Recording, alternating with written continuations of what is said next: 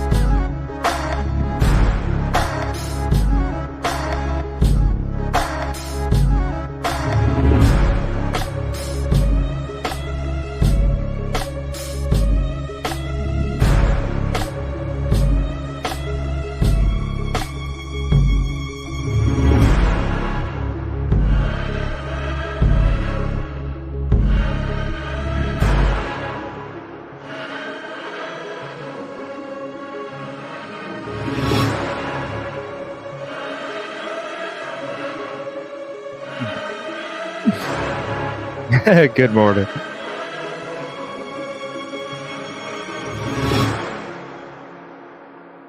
Good morning. Good morning, everybody. Oh, creepy. Good morning. Good morning. Happy Friday. Jeez, Friday's already here. Holy shit. We'll be here 2 times today. I'm going to be going over a bunch of stuff. What's up, Kevin? 50 minutes before my movie starts at 7:17. That was almost 2 hour and a half ago.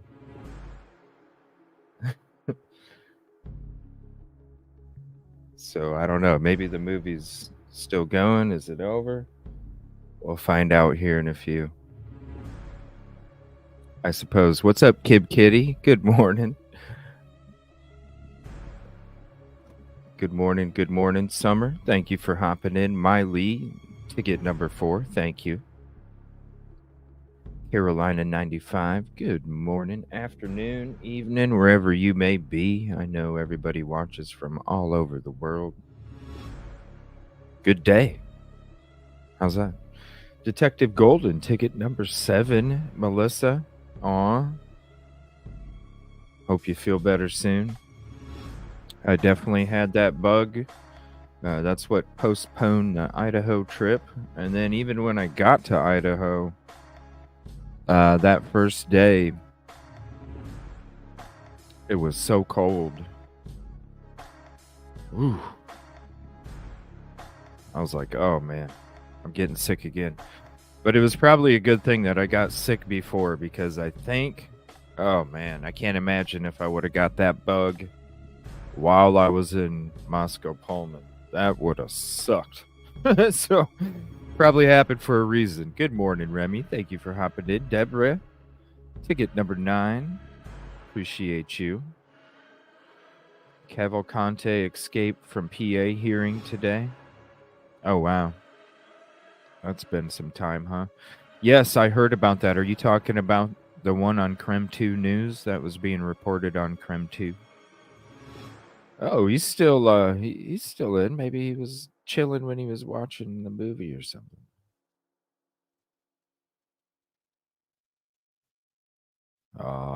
Morning coffee. I'm having mine right now. Speaking of, I never even showed you guys. Look, will it even show it? Oh, I disappeared. Hold on. Can we do it so it doesn't disappear?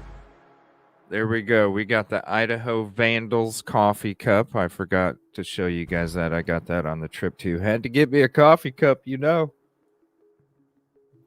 So now anytime you see this coffee cup, you know Idaho Vandals, baby. Katrina. This is my favorite hat, though, right here. This is my favorite hat. Like, I love this fucking hat.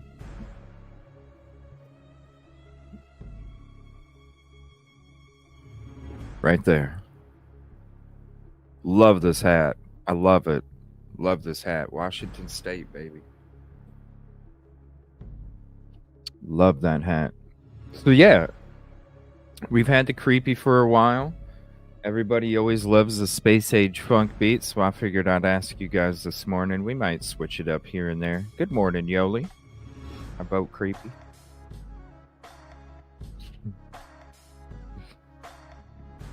Oh, the movie starts in 11:20. Well, why'd you say it started in 50 minutes? 50 minutes at 7:17. What's up, 49er girl? Rainy day? Trust me, I feel you, because I had that virus. I know what virus you're talking about, and that shit whooped my ass. I still felt tired and exhausted, even like a week after. What's up, Nicola? Thank you for hopping in. Even a week after, I was sick. I was just like, man, still exhausted. But I'm good. I'm ready to go. I'm energized. We're back. I got some sleep.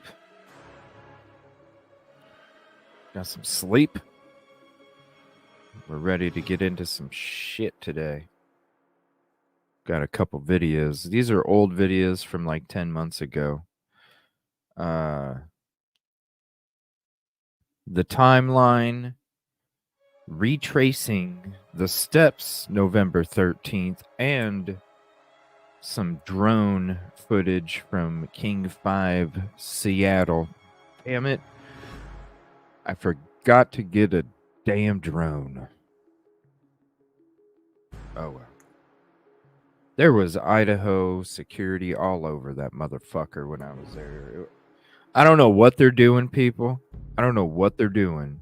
But when I was there, you could hear a hammer pounding. You could hear a saw. I don't know what the fuck was going on, but they had security all around it. You saw me pull up next to one of the security vehicles on one of the footage. I don't know what the fuck's going on. I don't think even if I would have had a drone, who knows? I could barely even go up there. It was crazy. What's up, American Princess? Oh no. After the FBI went there, I suppose.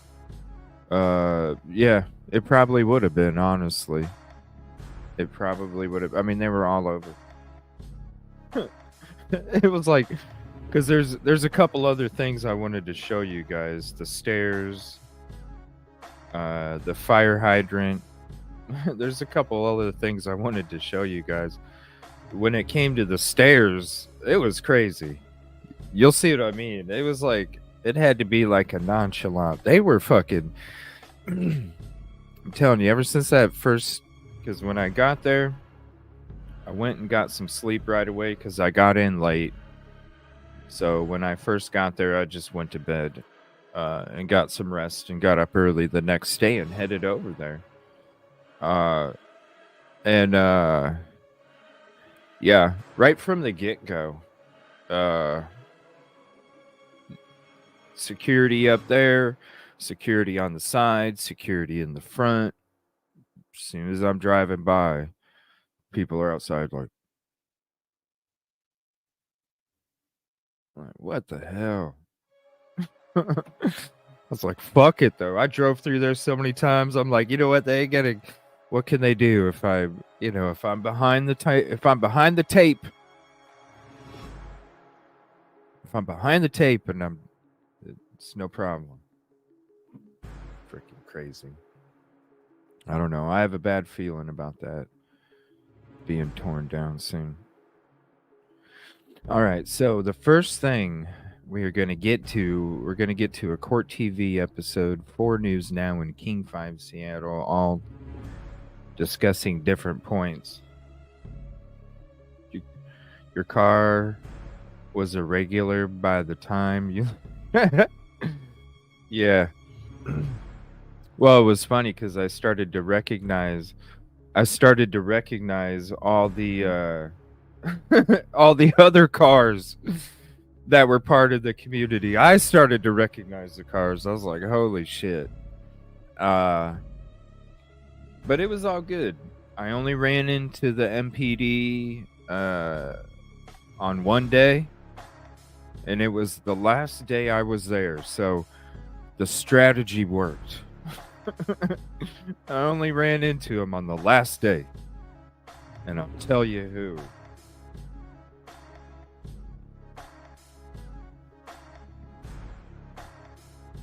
But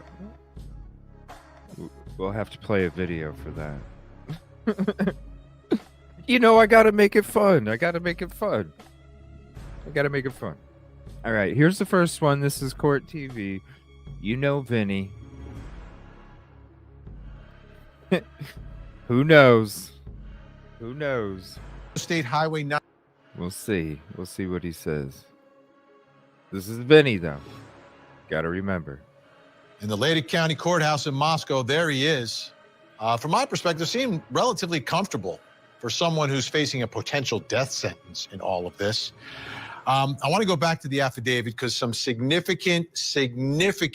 By the way, we are going to get into some of the PCA today. We're going to get into some of the PCA. We're going to talk about the Vigil. We're going to get into some of the press conferences. And I think we're going to rewatch that Court TV special. Isn't that crazy? When it came to that last Court TV special, isn't it crazy how fucking we had that shit and it didn't even come to YouTube for like 2 or 3 days.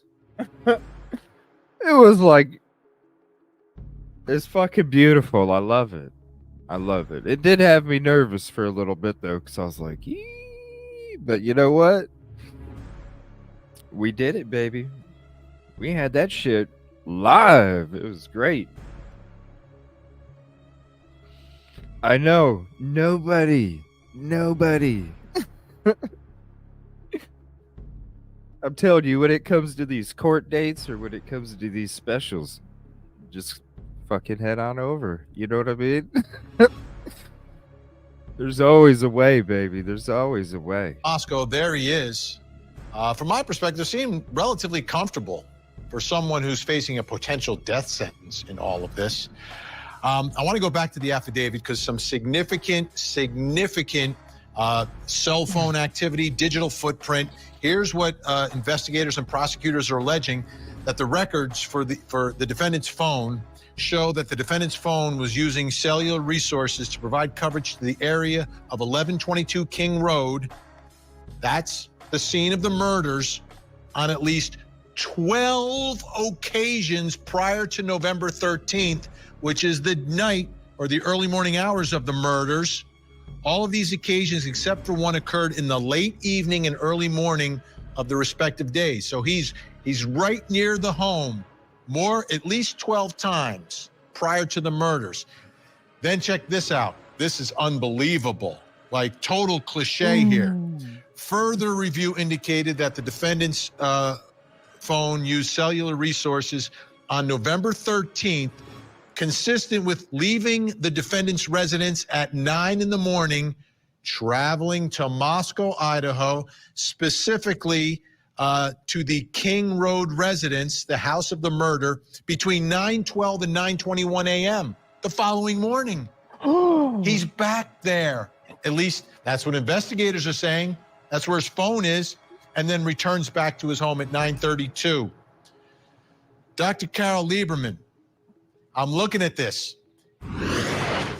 What do you think's going through his mind, if this evidence is correct, he's presumed innocent, when he returns to the scene of a quadruple murder the next morning, and there's no police cars, there's no crime scene tape, there's no ambulance, there's nothing, like nothing happened? Yes. Well, first of all, as you know, I think I've been saying from the very beginning that he's an incel, and all the things we've been finding out since then go along with that, like his stalking of the victims and so on, his choice of the victims and all of that. So Right. That's why he parks way in the back, right? That's why he parks way in the back at home, or did, because he's an incel. Incels don't park up front. Incels don't park up front. They park in the back. And he obviously stalked the property, because if you don't stalk the property, you don't do the crazy ass Joe Dirt pull up. It's the red carpet, right? It's showing up with a little pizzazz. You can't just, come on. You can't just drive to the back and park and be all quiet. You can't just drive to the crime scene by the airport, the road that I showed you. You can't just do that. No, you need to make a fucking statement. You need people to see you. You need to drive all over the fucking town, and you need to do the Joe Dirt pull-up. You need to be... Where's the rhinestones? Where's the flashy? You know what I'm saying? Where's the neon lights? Give me a break. Incels like to be known for when they kill people or when they have a conquest like this. And so I think in part he was disappointed that that there wasn't the police presence and so on. He's conflicted. On the one hand, he wanted to commit the perfect crime and not be caught, but on the other hand, he did want to be caught and be proud in a sense of what he did. I know that sounds sick, but that's the mind of an incel. And do you know that the incels have started a campaign to free Brian Koberger?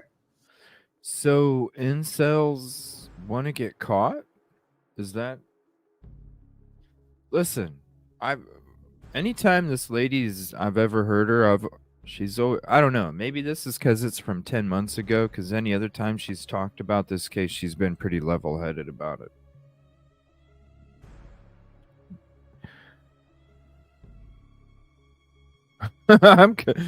Hold on, let me look at the date. January 6th. Okay, so this is the day after the PCA was released. Okay. I was probably saying the same thing. Well, as you know, I think I've been saying from the very beginning that he's an incel, But and all I the don't things know we've about- been finding out since then go along with that, like his stalking of the victims and so on, his choice of the victims, and all of that. So incels like to be known for Right, because this is the day after the PCA, and in the PCA it states that Koberger was at the residence 12 times prior. They worded it good.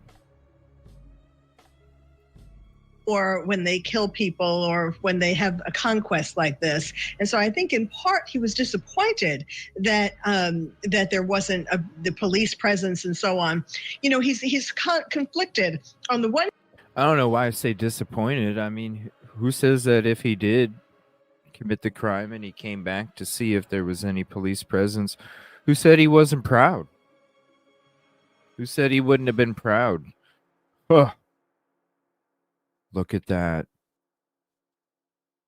I got away with it so good that there's still nobody there. I mean, who says the police presence and so on. He's conflicted. On the one hand, he wanted to commit the perfect crime and not be caught, but on the other hand, he did want to be caught and be proud in a sense of what he did. I know that sounds sick, but that's the mind of an incel. And do you know that the incels have started a campaign to free Brian Koberger? Wow. Lauren Vellucci, what are your thoughts about this cell phone activity 12 times before the murders and then back the morning after? He stalked them. He was stalking these girls, and it wasn't the first time that he was in their house. I guarantee he had gone there plenty of times to know that they didn't keep that sliding glass door locked. Ooh, the and audio. He would be able to get in and out. I think he knew exactly where everyone slept. He knew their rooms, and he knew who he was going to murder. And I think that was very evident when he passed Dylan. He could have ended her life, didn't. And I think it's safe to say that because of where the knife thing is, he probably started upstairs with Kaylee and Maddie and forgot it because of all of the stuff that was going on. I think that they were probably the first victims, and he knew exactly what he was going to do. He had this planned out. The whole affidavit is just premeditation. Who says it didn't slip out of his hand upstairs because he went and did what he did on the second floor first, and then it slipped out of his hands upstairs because by that time he already had enough red stuff on his hands where it would slip out. I mean, where do you come up with your shit? All over it. Premeditation.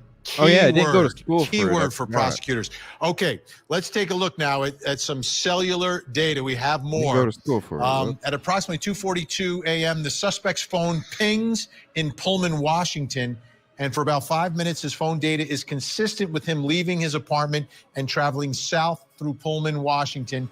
Meanwhile, this is amazing. The suspect's white Hyundai Elantra is seen leaving the Washington State University campus at 2:44 a.m. on surveillance video. Then 2:47, the suspect's phone going north on Nevada Street. And then south. Oh my gosh! disconnects and stops reporting to the network Oh while the my phone is disconnected. gosh. The suspect's vehicle is seen in Moscow at 3:26. It's then seen making 3 passes by the King Road residence between 3:29 and 4 o'clock, then attempting to park at 4:04, and finally at 4:20, his vehicle is seen leaving the King Road residence at a high rate of speed. Wait. 20 minutes after the suspect. Wait, I've stalked this property out before. How come I have no idea where to fucking park? I've stalked this property out 12 times. How am I getting lost? Oh, I got too much on my mind. Forgot to shut my phone off. Forgot to turn right out of my apartment instead of left. Oh, shit. Forgot all sorts of shit. I forgot even where to park. Suspect's car is seen leaving. 4:48, his phone is reconnected to the network.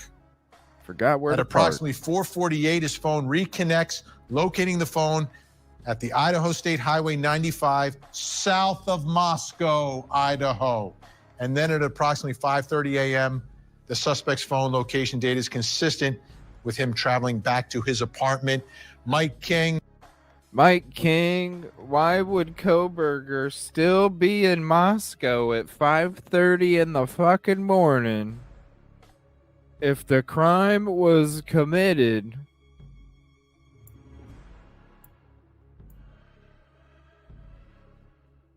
Or why would he be hanging out in Moscow until 4:48? Why would he take until 5:30 to get home? You commit these crimes, you can literally go back the fucking airport route. 15 minutes.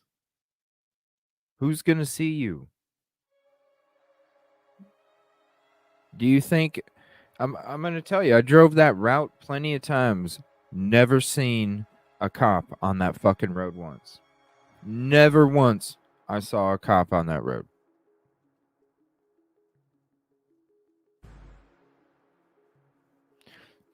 You're going to drive through all of these crazy ass, little ass roads that are not lit at 4 or 5 in the morning in darkness, when if you don't know the darkness of Moscow, Pullman, if you don't know the darkness, it gets dark. It gets dark because there's no cities around to illuminate the sky. So any of those people that live out in the country, anybody that lives out in the country, you know the difference between country dark and city dark. Huge difference.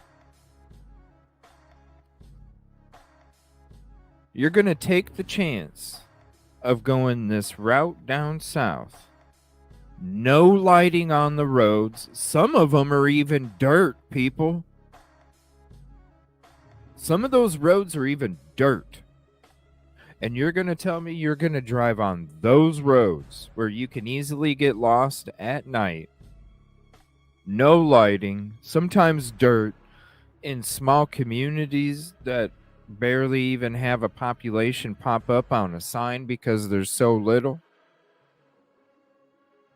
When instead you could have drove back a road that had barely any surveillance, a hell of a lot less than the surveillance of the roads that you drove around to get to the crime. No LEs. I drove that road during the daytime and the nighttime. Never saw a cop one time. Never once I saw a cop.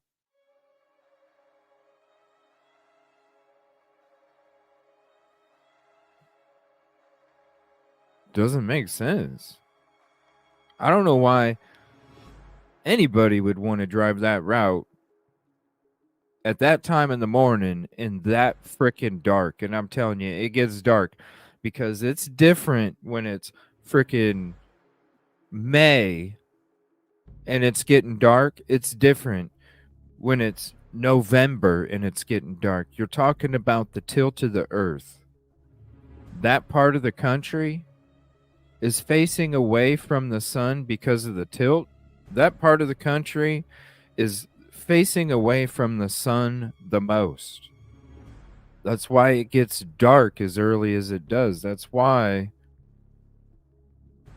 it gets as dark as it does when it gets dark, because it's way up here and the tilt away from the sun this part of the year.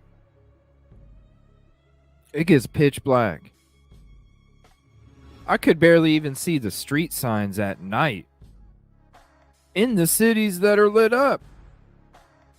It gets so dark.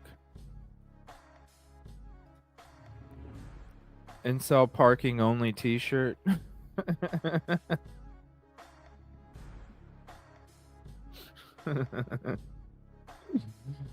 Need some signs for that.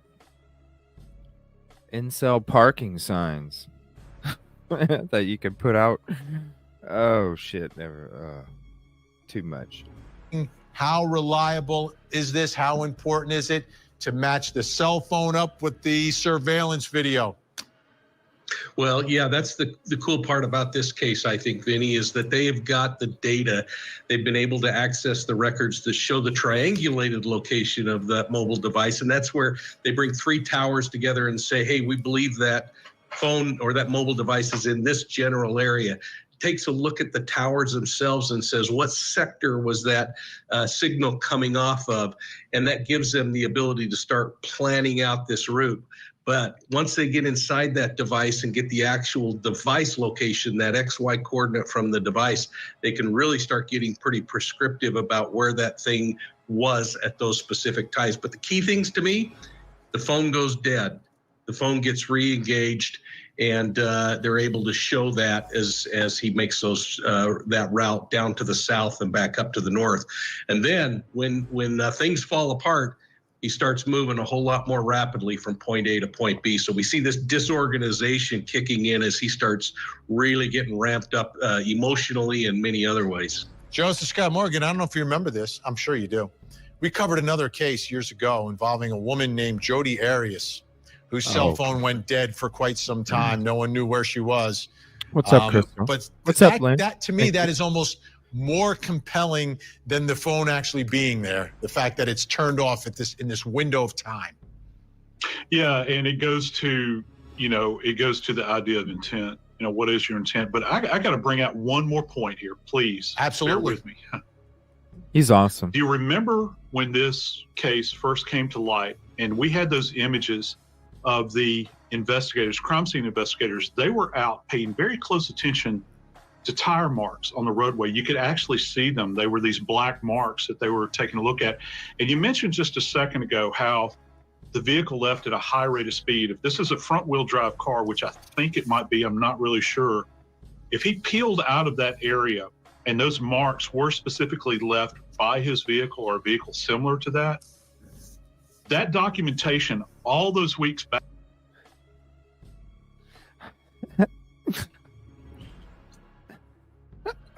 So he not only Joe Dirted the entrance, he just, oh my Lord.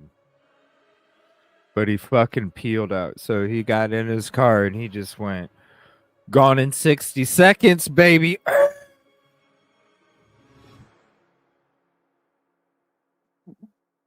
You can't. Do you know how hard it is to even park there? Right? It's hard to park there. It's hard to park there. And you're saying that somebody parked the opposite way that everybody parks on that road, on that side, because when everybody parks on the left side, from what I've seen them parked going the direction you're going in on both sides. There's a huge dumpster there, which is always there. It'd be very hard to park there. So to have the ability to not only, quote, park there, but also to peel out from there.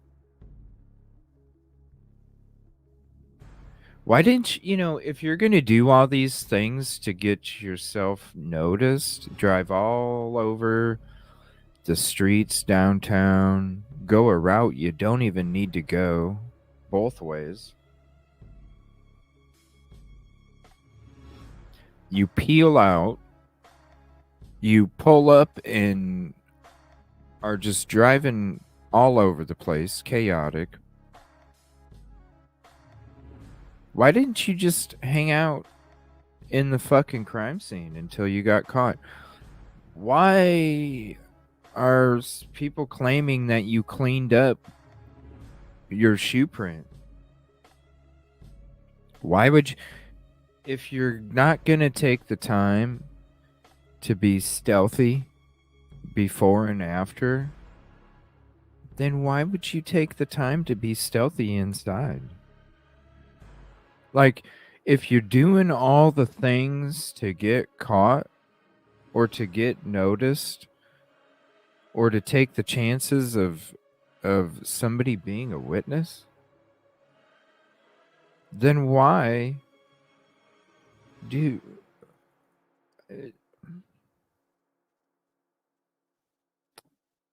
I'm sorry. The car had to have been parked in the back. The tire marks are not where tire marks would be if a car is making that corner at a high rate of speed. And if somebody's going there to commit the crime and to take the time to make sure that investigators don't even know where the person or persons left the crime scene,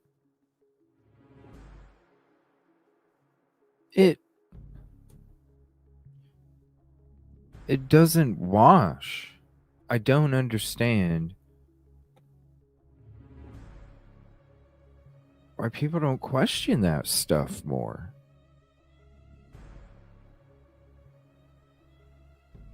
It just the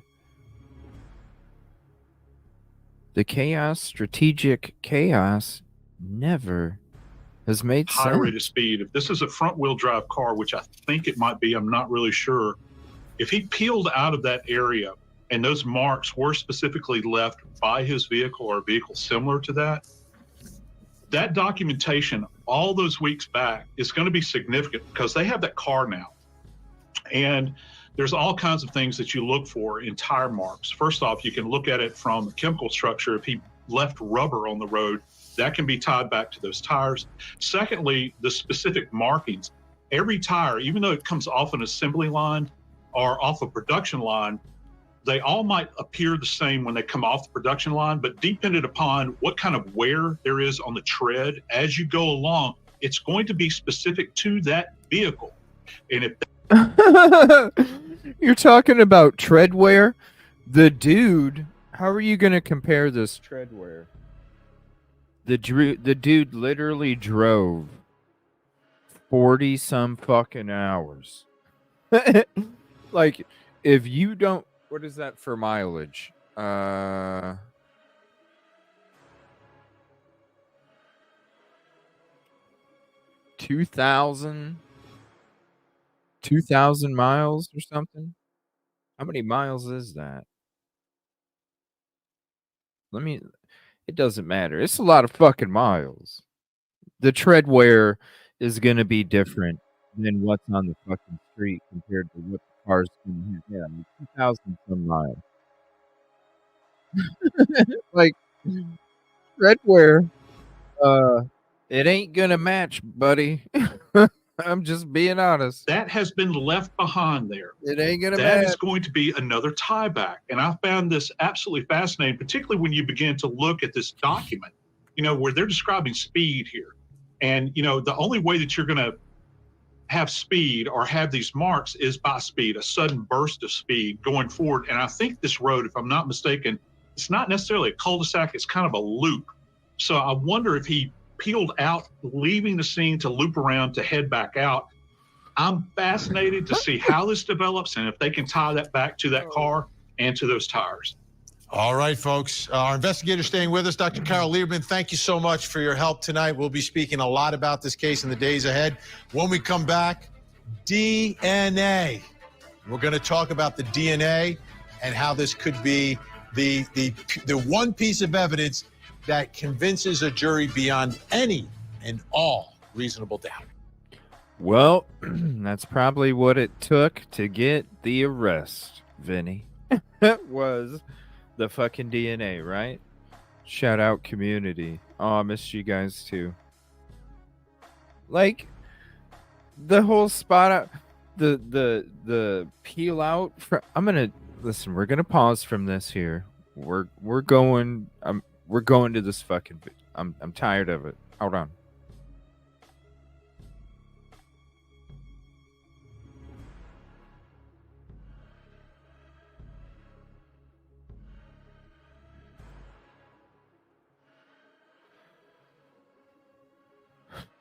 What the fuck? All right, we're going down that road. We're gonna get into all this footage here in a little bit too, because we're gonna figure out these cameras. Incels don't do birdies. Oh my gosh, what is going on? Like, who in the hell is peel out and do a loop around? Why don't you just have like a fucking clown horn for your fucking car too? Like, come on.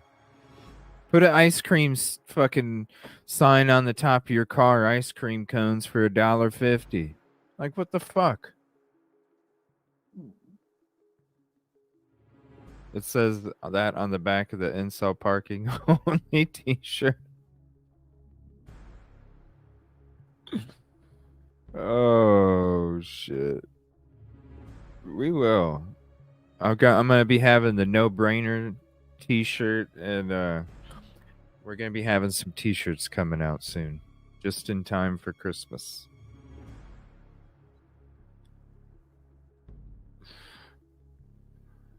But we're definitely having the don't be a pothole, be pavement as the first t-shirt. All right, so we're gonna get to the road here. I don't want to fast forward it too much. Let me see.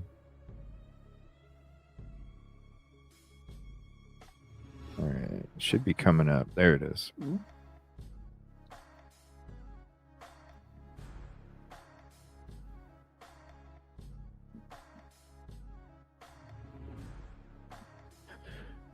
That's what I'm saying. So you're gonna park where nobody frickin' parks. Hey, let's have a cop come by and tell us, is this a no parking zone? Let's look.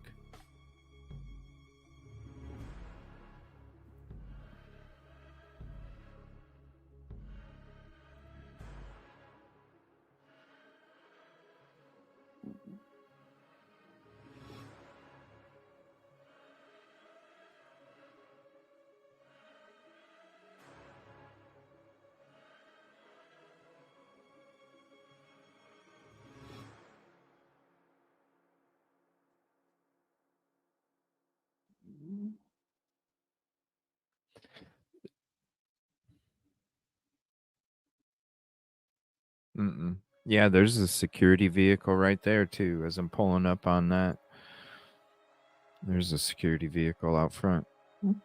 They're like, they must have been agency or something, because some of them had Idaho security on the outside, and some of them were just blacked out, no markings or nothing.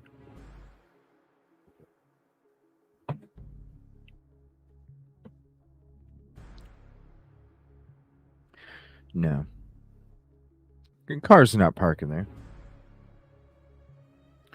And if it was going to have tire marks, see where that dumpster is?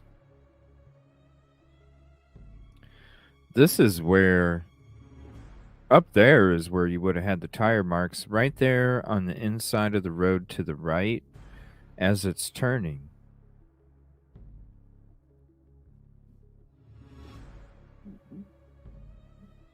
Right behind this car right here, coming around. That's where you're going to have the tire marks.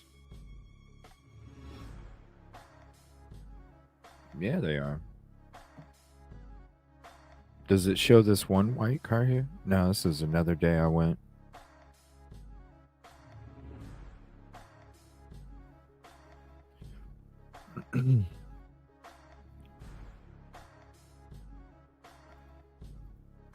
And what is it with the Chrysler? Why is everybody talking about a Chrysler?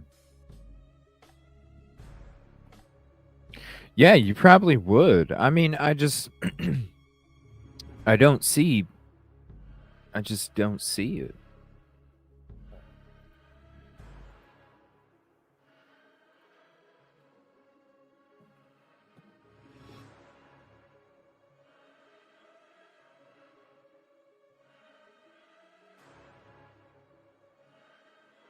Hold on, let me shrink this up a little bit because I think it's cutting off some of the bottom. It is. There we go. It was cutting off some of the bottom there.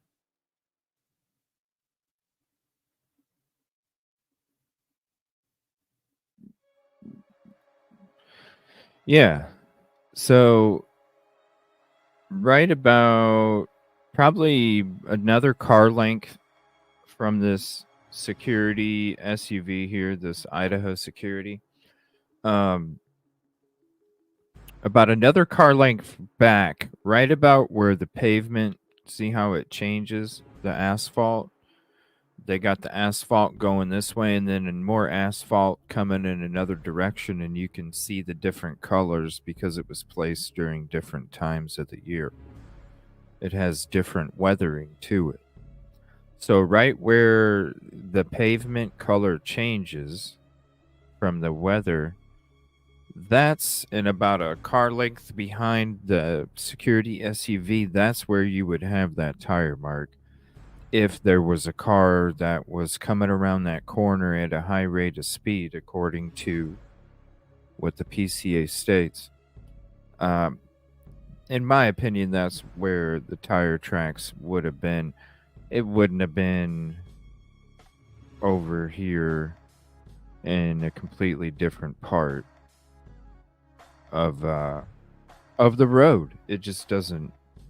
That just doesn't make sense to me, anyway. All right, back to this Court TV episode. And we got a couple more after this, and then we're going to get into some of this footage too.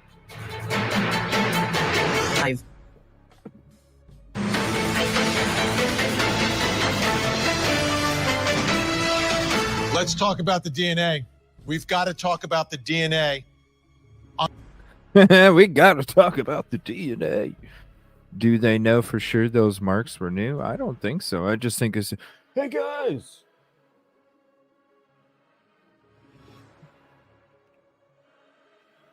Just like the shoe print.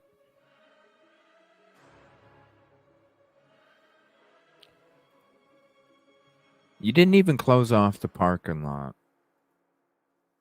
at first. You didn't even close off the parking lot at first. There was a bunch of other people there at the scene before you even showed up, and after weeks you still didn't even know the exact number of how many people were out there when you were asked from a local reporter.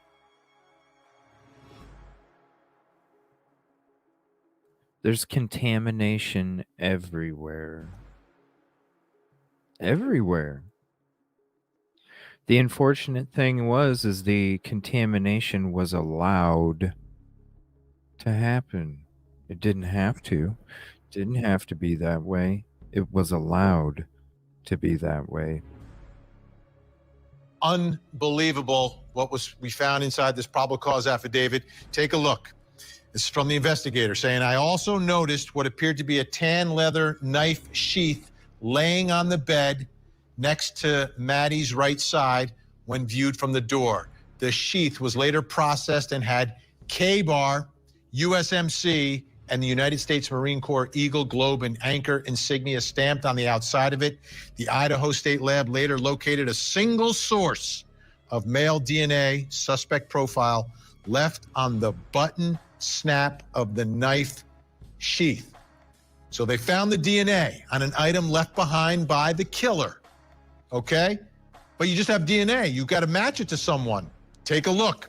On December 28th, the Idaho State Lab reported that a DNA profile obtained from the trash, and the DNA profile obtained from the sheath identified a male as not being excluded as the biological father of the suspect profile, at least 99.9998% of the male population would be expected to be excluded from the possibility of being the suspect's biological father. Let's bring back in our guests, Lauren Vellucci, private investigator, Mike King, host of the Profiling Evil podcast, and Joseph Scott Morgan, host of the Body Bags podcast, but also the man who on this show said, I bet they probably took something from the trash. And they did, Joseph. Yeah, they did. A specific biological tieback. And boy, I tell you, those numbers are hard to defeat when it comes to DNA.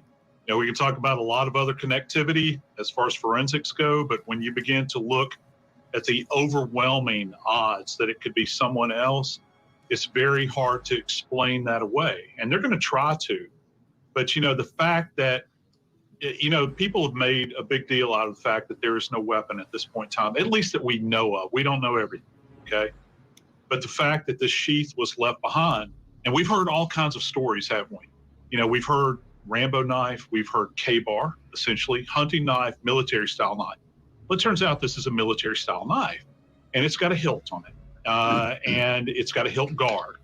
And so, but what Thank you. Appreciate people that. might not understand is that with most of these hunting military-style knives, they come with a sheath. And this is essentially a holster for a knife, if you will, to put it in very simple terms, that you can wear on your belt. Military does this. And so he left this behind. So this means he wasn't wearing it around his waist. He more than likely came in holding the knife that was held in the sheath, removed the knife from the sheath, and he had to click. You know, they talked about that spot, that button up there, which is where they recovered that DNA from. Now, I don't know what the source of that DNA was. I don't know if it was blood or if it was sweat. It's hard to tell at this point, but nonetheless, they tied that back, and then they tied it back to the trash. They have this common denominator that is his father, you know, and when you're thinking about all of this from the perspective of, you know, like genetic genealogy, where you're going back and you're trying to tie people back, this is the end of the road here. This means that you've created this profile. And again, these numbers are astronomical when you begin to talk about it. And it's going to be a tough hill to climb for the defense. Mike King, as Lauren mentioned earlier this hour, do you agree? Do you think that the fact that the sheath is found in the upstairs bedroom, that Kaylee and Maddie were the first two victims and perhaps the real target here? You know, that's a tough one to think about. It may be that he got disorganized as he went through this whole thing, and that's when he left it behind. And as I was listening to this description of the knife being found there, I had this flashback of sitting in San Quentin prison interviewing a kid named Brandon Wilson, who murdered a little 9-year-old boy down on the beach in Oceanside, California. And he talked about, Vinny, just that physical reaction of pulling the knife out of a sheath before he murdered this little boy. And he was so excited as he was doing that. And I've never forgotten that, and the emotion. What the hell? What?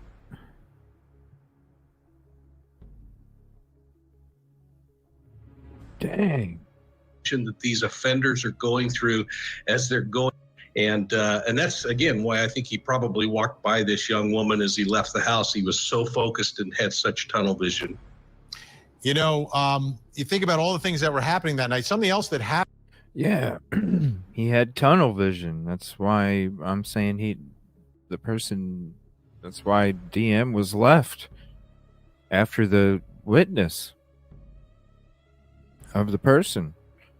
Tunnel vision. Happened, Lauren, was the fact that there was a DoorDash delivery at 4 a.m. What's up, Jay? And to me, I mean, this DoorDash delivery could have been in the middle of everything that was happening, but it wasn't. And I'm wondering if that tells us maybe he's staking the place out enough. Does he even know that a DoorDash delivery is coming? Yeah, he absolutely knew. He waited and he saw it, and then he figured, okay, now is a safe time to enter. Maybe everyone is sleeping, going to bed. He absolutely knew this. Yeah, maybe everybody's sleeping after somebody just got a DoorDash delivery. Good thinking. What the hell? Guy was so narcissistic. I think the reason he was studying all of these things like criminology and all. Forget you. After that statement, nah. I don't need to listen to it. No more.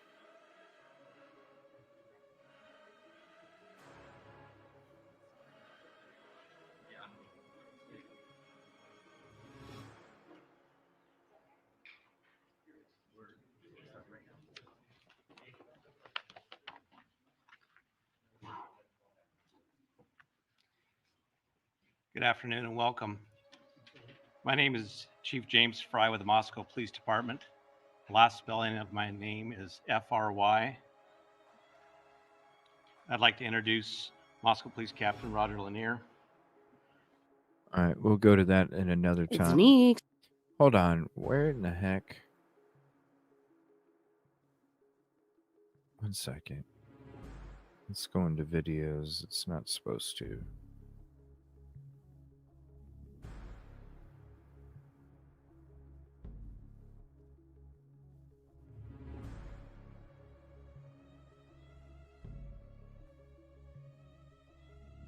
And also in that probable cause affidavit, investigators detail Koberger's movements before and after the murders. News Channel 7's Abby Davis joins us now to break down how police tracked him. Doug, investigators built a pretty detailed timeline of events, but let's start with the morning of the stabbings, November 13th. Koberger's car was seen driving past the house on King Road where the murders happened several times that morning. Something Moscow Police Department Corporal Brett Payne, who wrote the PCA, says is unusual in a neighborhood where traffic is usually very light early in the morning. According to the affidavit, a car matching Koberger's, a white Hyundai Elantra, was seen on camera at 2:53 a.m. on November 13th, leaving Pullman heading toward Moscow. That's about a 15 That's not even the route. minute drive. That same Elantra was picked up again at 3:26 a.m. heading west on Indian Hills Drive. Then 2 minutes later heading west on Steiner at Highway 95. Starting at 3:29, the Elantra was seen passing the house on King Road where the murders happened 3 times. At 4:04, the Elantra turned around at a nearby apartment complex before going back and making a 3-point turn onto Queen Road. 16 minutes later, at 4:20, Koberger's white Elantra is seen on camera speeding away from the area, heading south. About an hour later, at 5:25, several traffic cameras in Pullman and on the Washington State University campus captured the Elantra returning. 12 days later, on November 25th, the Moscow Police Department asked area law enforcement to look for a white Hyundai Elantra. Then, on November 29th, WSU police found a 2015 Hyundai Elantra registered to a student, 28-year-old Brian Koberger, a graduate student studying criminology. His car was found about a half hour later at his WSU apartment complex in Pullman. His driver's license picture and information also matched the roommate's description of the man she saw in the house the morning of the murders. That pushed Moscow police to look into Koberger's cell phone data, a number they got after pulling him over for a traffic violation back in August, before the murders. At 2:42 a.m. on November 13th, Koberger's phone pinged at his apartment in Pullman. 5 minutes later, that phone left the apartment, traveling south through Pullman before it's turned off at 2:47. The phone doesn't ping again until 4:48 on Highway 95 south of Moscow, near Blaine. It pings at several cell towers before 4:50 and 5:26 a.m. So, hold on. They researched the cell phone data based off of the phone number that they got from him in the August traffic stop.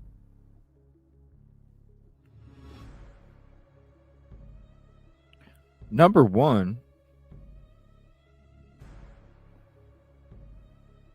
when does an officer request that information?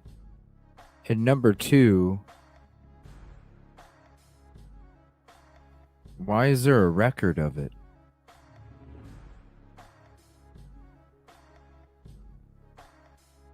So in a report, the officer's supposed to write down, okay, and they gave me their phone number as such and such, such and such, such and such.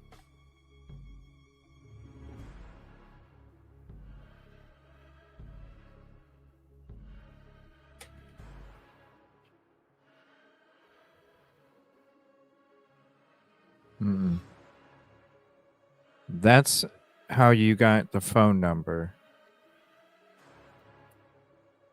So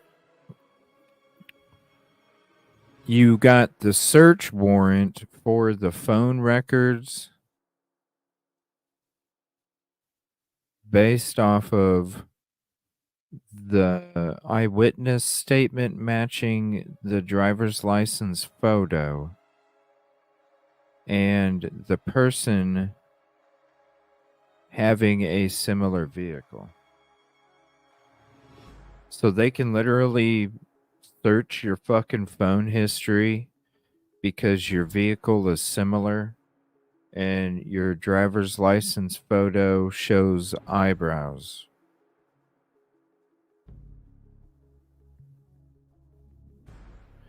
That sounds like an invasion of privacy.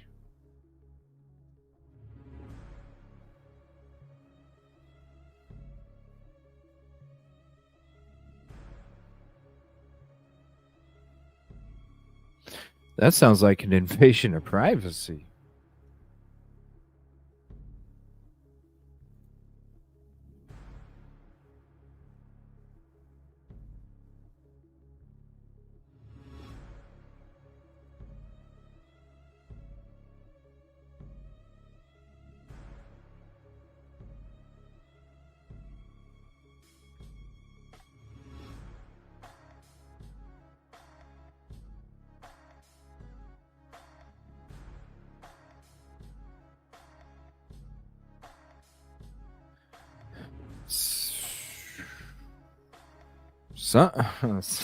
What? Yeah.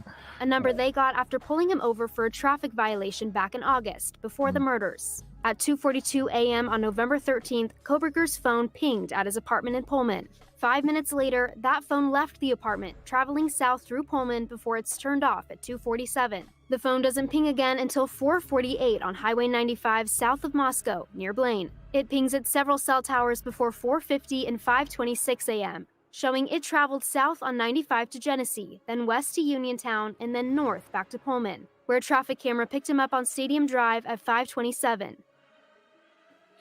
Yeah, I'm glad they showed that road too. Look. 7. He could have took that road too. And that is the road I think he took.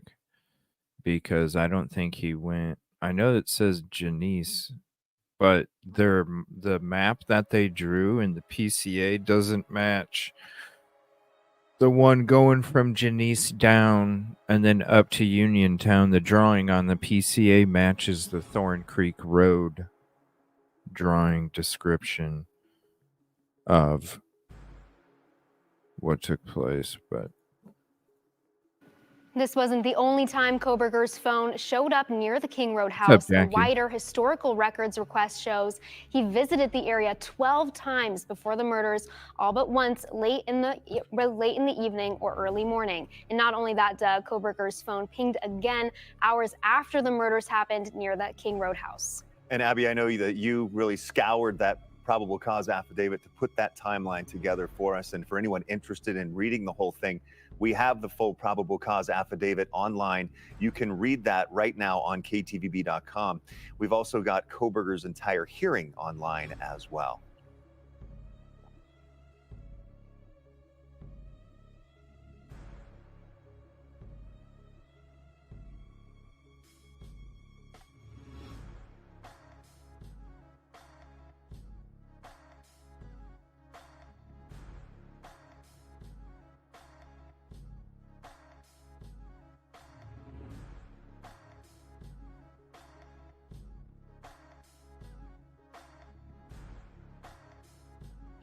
here's the link to this if you want to have it.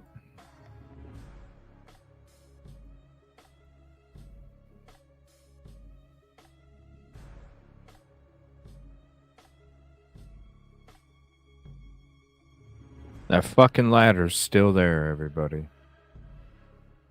It's disturbing. Fucking ladder's still there. All right, this is a perfect example here. They're looking over here for the tire tracks, okay? Over here, they're looking for the tire tracks. The tire tracks would have been right here. It's not even in the same spot. All right, now you see this tree right here? If you can see my cursor. This tree right here is the tree that you always see me parked in front of, okay? This tree right here.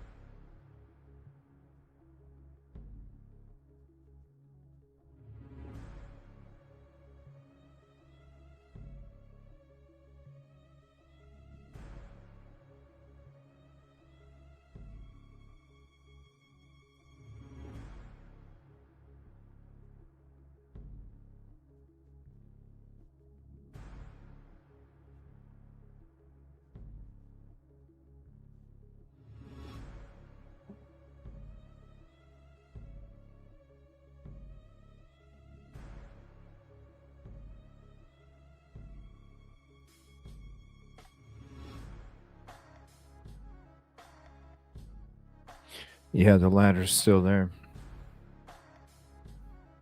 Everything else is cleaned up. Except for that ladder.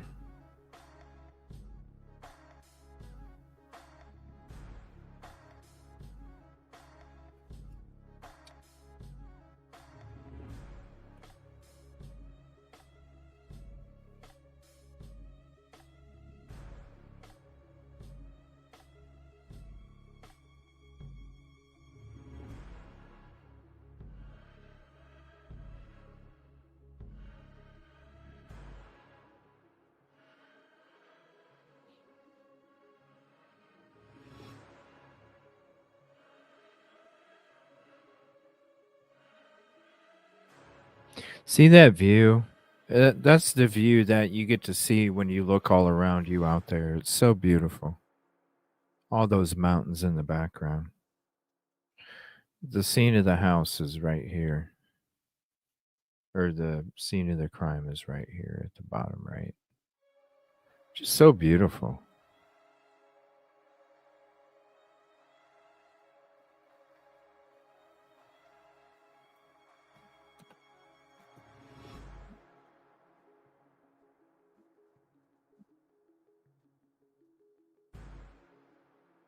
Mm-hmm.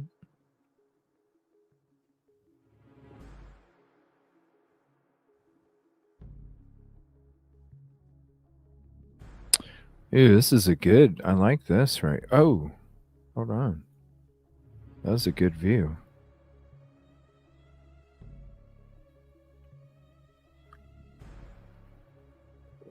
All right. Now, yeah, basically, you see where this car is that's parked up and down? That's where I was parked. So this tree right here, that's the tree that I'm always parked behind. So I'm literally parking where that blue car was on Google Guide.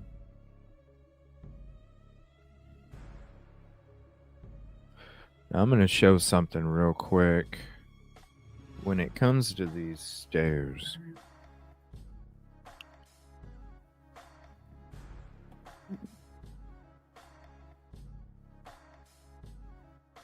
two things. Stairs. Okay.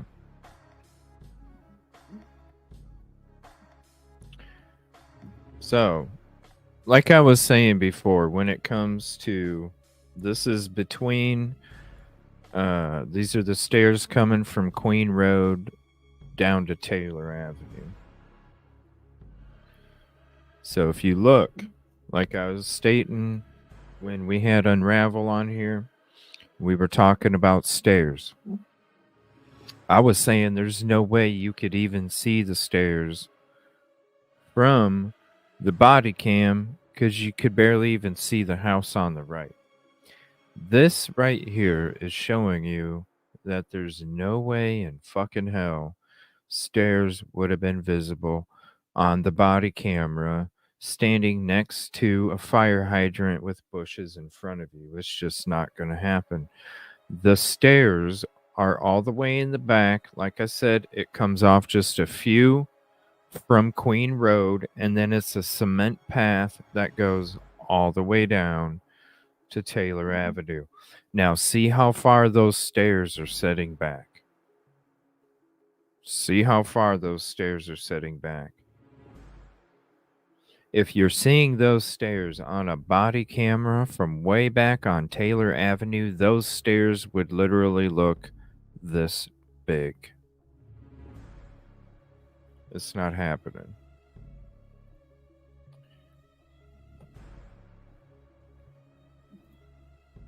So when it comes to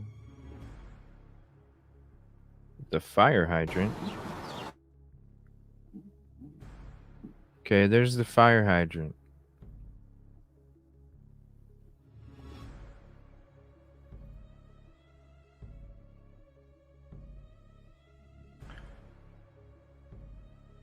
You're not going to see stairs way back there from right here.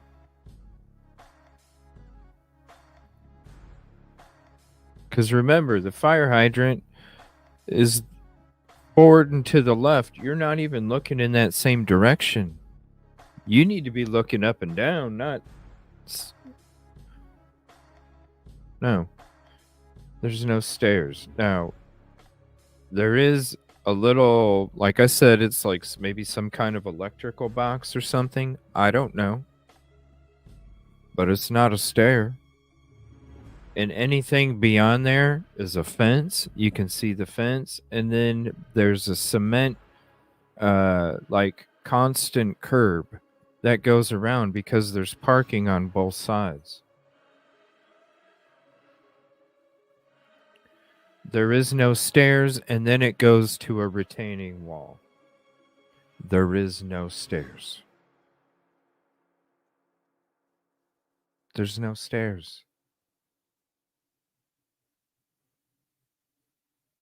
So two things I wanted to show you.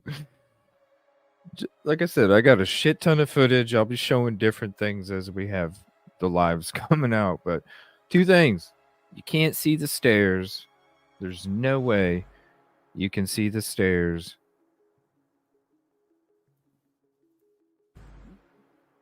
There's no way you can see those stairs from the body camera. There's only a couple stairs there. And there's no stairs by the fire hydrant.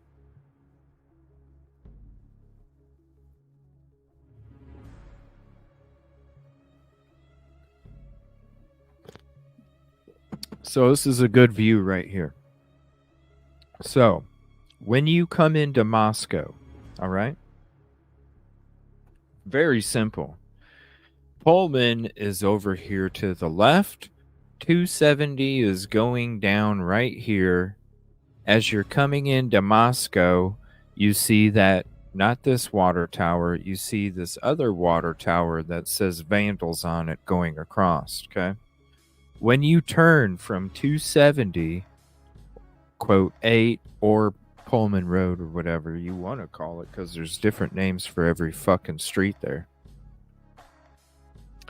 But when you're on 270 and you turn right, one of the first entrances you come to for the University of Idaho, after you go by the Walmart, you turn right, and you literally have a road that you follow from 270, and it goes around this dome, and then you come around this road right here, and then you're literally driving right to the scene of the crime. I don't understand why you're going to the right all up and down Indian Hills, Steiner, going by A&W. Shout out A&W. That shit was the bomb. Oh my God, that food was so good at A&W. Hometown A&W don't have shit on Moscow A&W. That shit is the bomb. Damn, that was so good.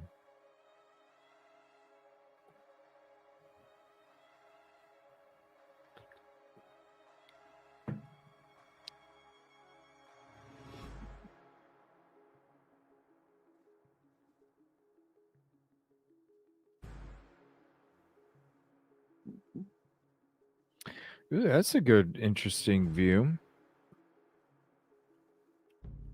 And when I was going back, that Sigma Chi house, I don't know, man.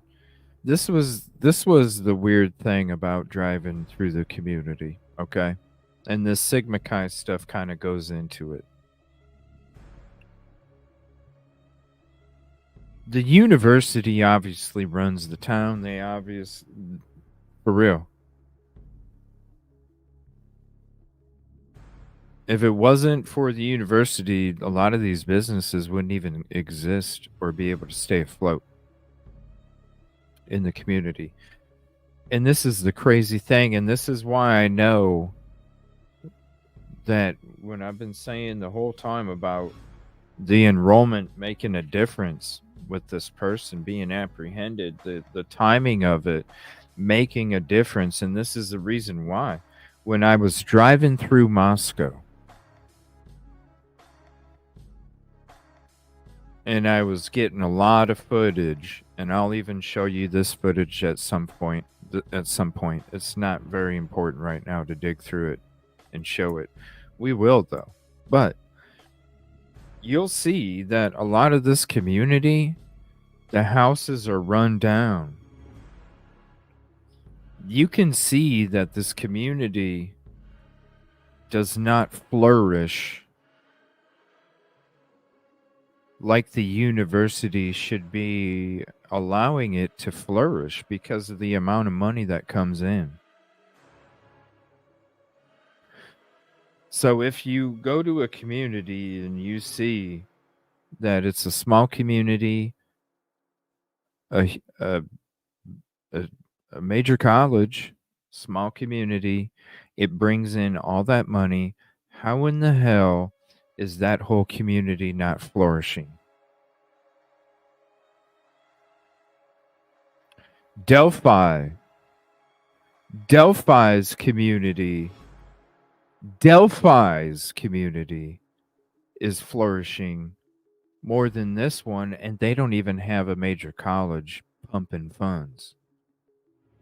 It's sad. That college should be doing a hell of a lot more for that community. It's apparent. Number one. That's why, number two, the enrollment is so important, because can you imagine if the way that some of it's run down already, if something happened to the enrollment of the college, how then it affected the businesses that were just staying afloat? And then they had to shut down, and so the people that weren't struggling as much are now struggling, and so then the decline it's that avalanche effect. It's sad. I expected, especially after going through Delphi and seeing how their community is flourishing, it was very sad to go through there. I expected to see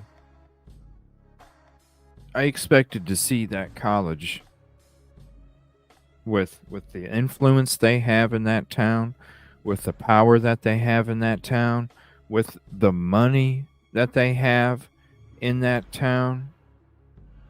I was surprised not to see the community flourishing. And I know it has everything to do with politics.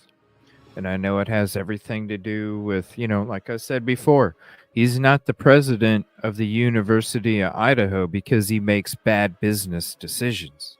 No, he's the president of the University of Idaho because he makes good business decisions. So he's obviously making good business decisions for the business, but damn, break some off to the community.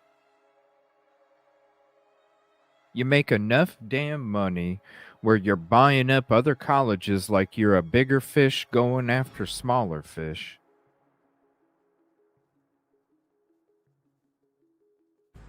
And you're not even taking care of the seaweed that you kick it in. It's not cool. Trust me, I'm going to be saying some shit now that I'm not there anymore. Mr. President hasn't liked me since the fucking beginning of the spring. Blocking my ass. Because I'm asking legitimate questions. Give me a break.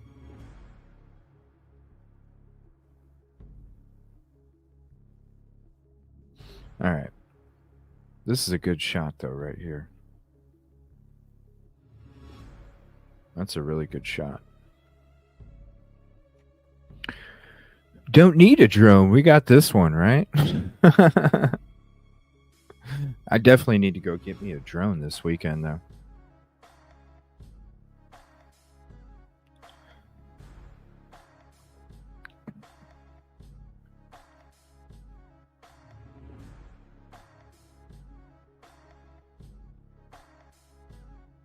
But yeah, I was surprised not only to see that, but when I'm driving by Sigma Chi and it's just as run down. Seriously, people, I'm driving down Taylor Avenue going to Walenta, and as I'm driving up, so when I drive up at first, when the front is just dingy as shit already, right?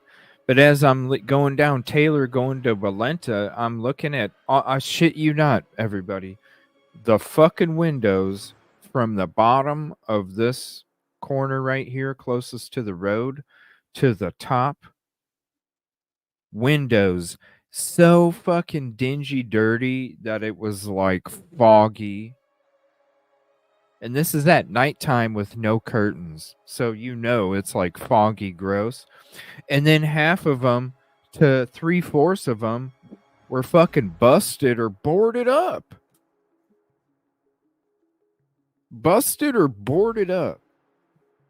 All the way down the side. So there was a couple that were fucking broke, and you could see the crack in the glass. And one of them was broke, and it had the other part of the glass that was broke, like sitting next to it, like that top piece fell. I don't understand. And it's like the community, some of the community obviously isn't being taken care of the way they should be from the financials that the university gets. The Sigma Chi. Like, yo, what's going on when the students don't even have enough to keep their shit elegant? I mean, that's what it's supposed to be, right? It's a fucking frat. That shit's supposed to be, you know, bow ties and ties and proper, sophisticated.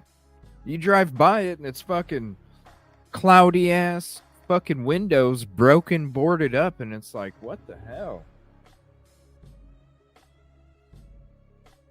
You go, I mean, I'm sitting here looking in the back at 1122 King Road, and you know, and I'm looking at the deck, right? I'm looking at the 3rd floor deck.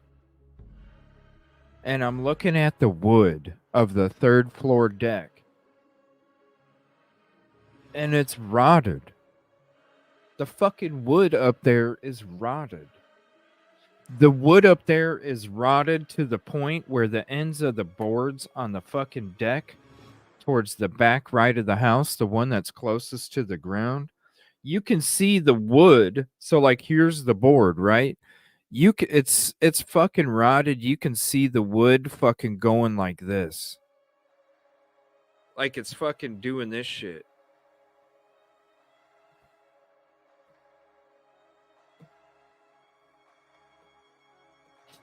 I'm like, the fuck?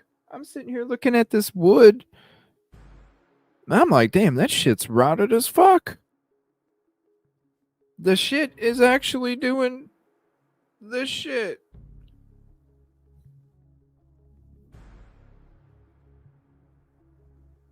Shame on the university for not spreading the wealth, man.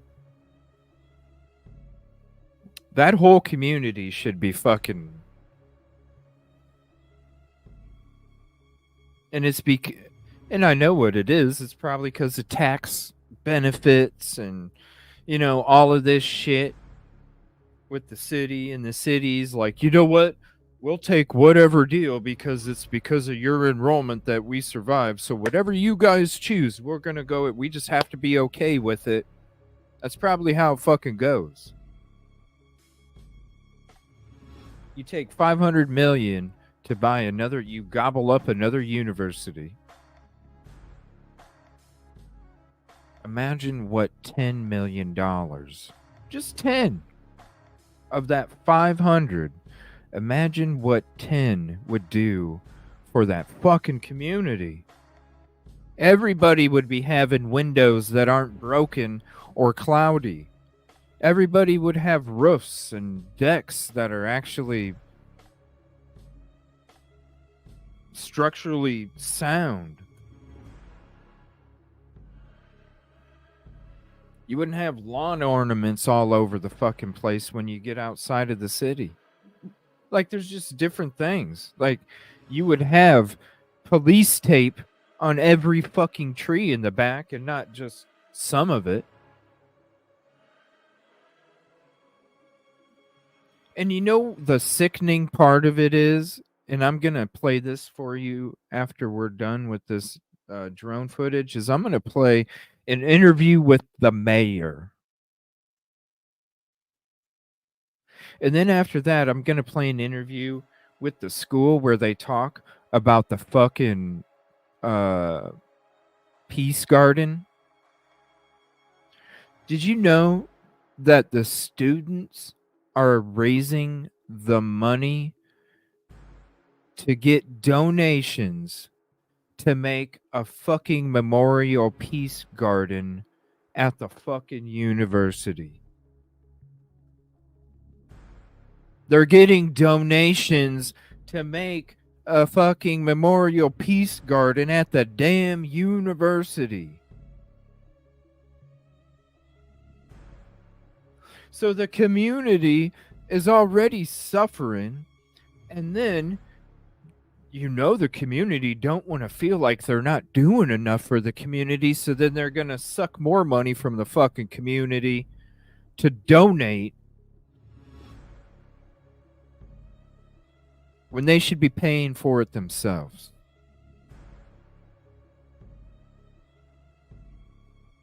Right, selling bracelets. Students are out there doing the fucking work while the university looks like Scott Green. But I'm gonna fix my glasses, but I'm not gonna wipe a tear, but I'm gonna...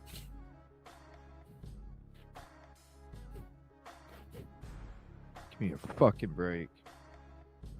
I bet when you walk into his office, the fucking aroma of cologne is so overbearing. It's like, bro, have a little self-reflection. You know what I'm saying? That's just what I'm picturing. You walk into this dude's office and the fucking cologne is just so overbearing. It's like, bro, you think it's all about you, man. That's why you gotta dump that shit on you, so then people smell your fucking ass from fucking 2 blocks away and go, ooh, this guy's important. What's up, Innocent Until? Appreciate your hard work for the community, the true crime, and appreciate the hard work and the efforts for the truth and the justice. Appreciate you, Innocent Until. Thank you for hopping in. You know what I'm saying, though, Tiffany? You walk in that motherfucker's office, you're like, no, bro. You put a little squirt on the back of your neck, a little bit on your wrist, you're good to go. You don't need to put that shit. dumping it on you like this, just dousing it.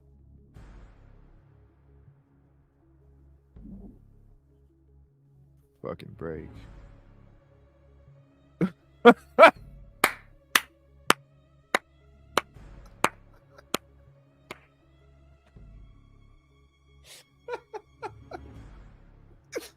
Oh, that's perfect. Oh, that's perfect.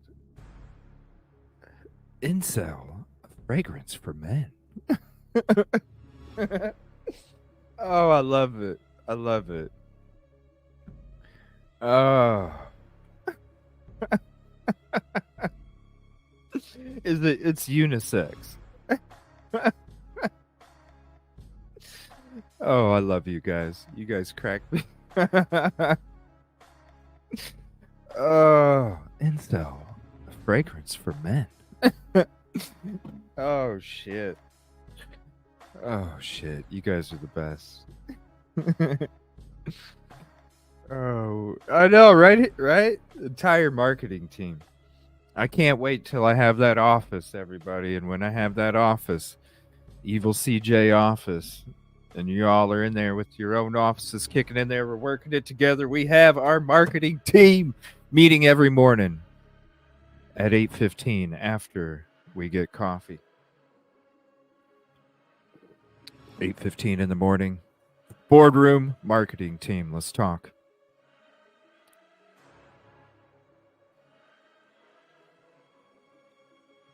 Fuck, I forgot what I was gonna go to next. Shit.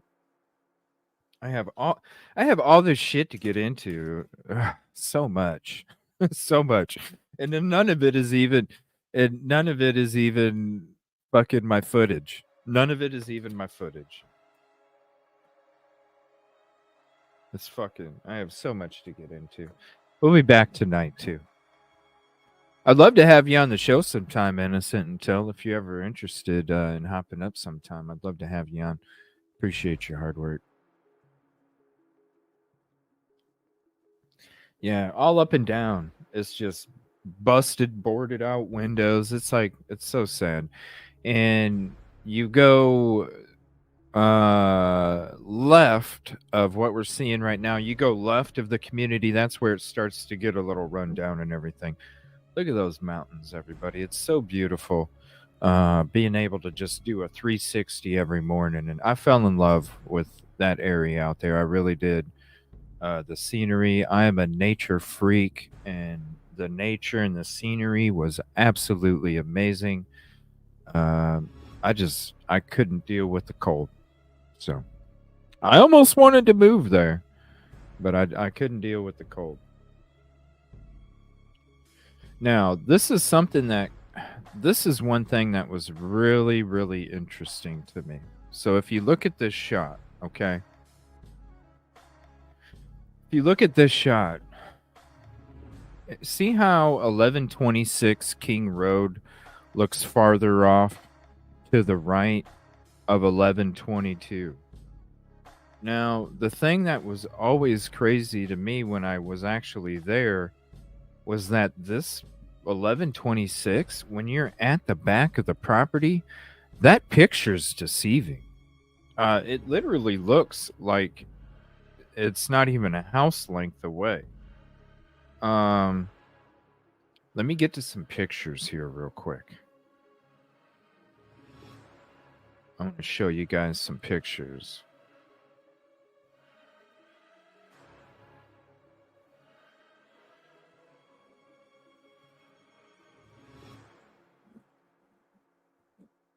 See if I can get a good view for you. Hold on.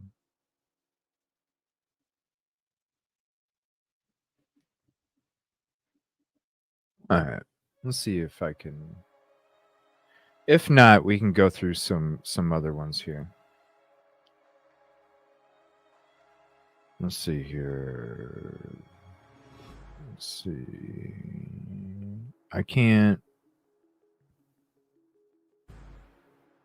Hold on. I guess I have to do a screen share with it.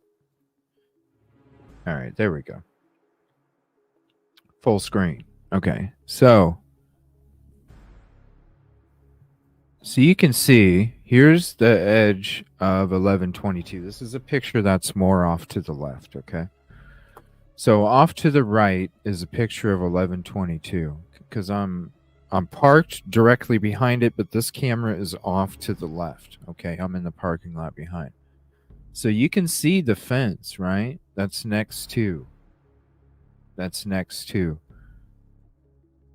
That house is literally right there. Like, this is the front window of the house of 1126. It really is not.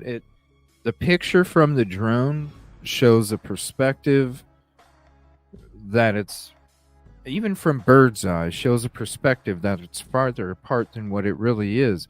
But really, when you're back here, it is so scrunched up. See, right here, you can see the deck of 1122.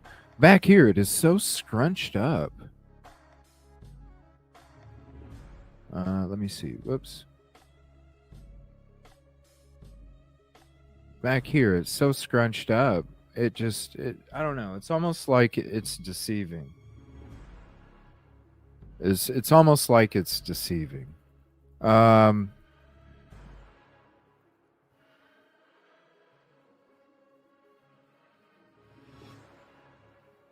Let's see here. There's some other.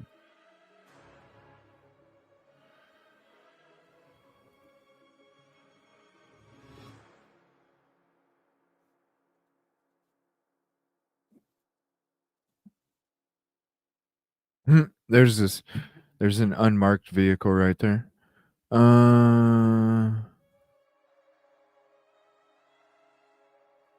There's another one over there.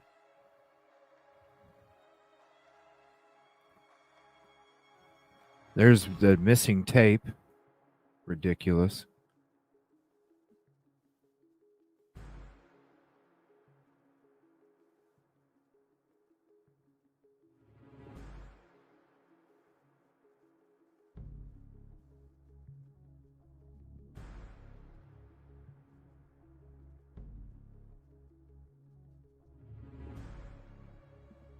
All right. Let me see here.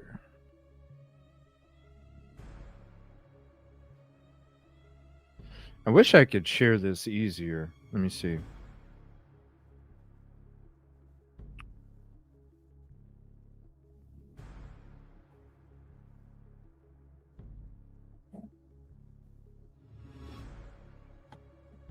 All right.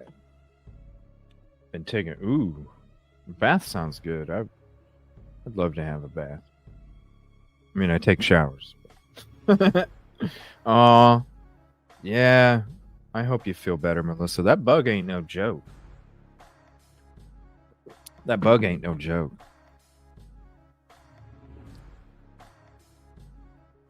Oh my gosh, what was I going to get into after this? I got distracted with bitching about the university there.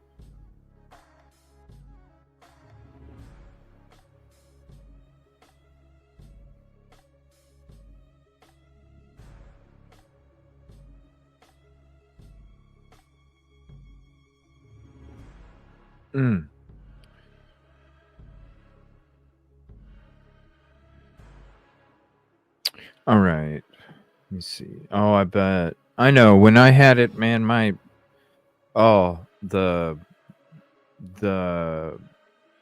mucus and, I mean, the Sudafed. Oh, it was horrible. Yeah. And it was like 2 weeks. It was like 2 weeks. Something. Yeah. Steam does help.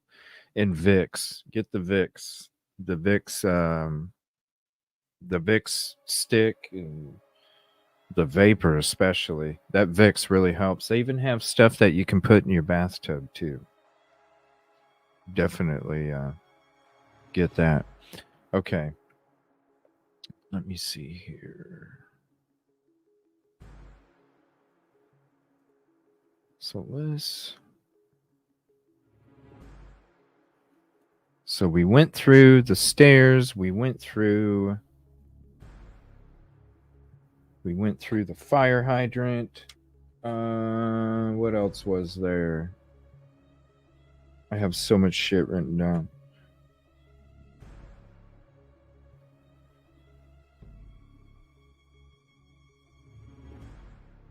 Oh yeah, I was gonna watch. What's up, Kentucky girl? Yeah, onions. Leaving onions pulls out the toxins for sure. Yes. Yes. Yeah.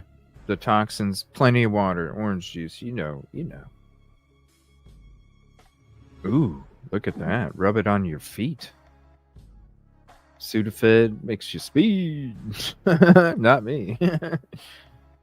It's what I needed to do a show, man. I'm telling you, like, I didn't even have energy. I'd be like done with the show. I'd be doing the 2 shows or whatever. I'd be done with one show, and then the next thing you know, I'm like having to take a nap just to have some kind of energy just to do another one, you know?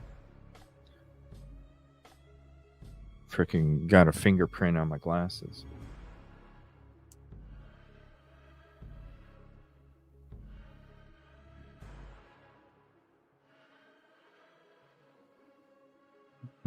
Garlic too.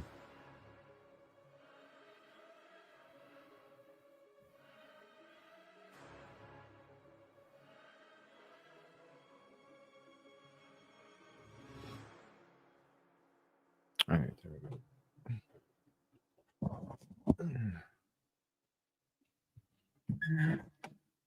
All right.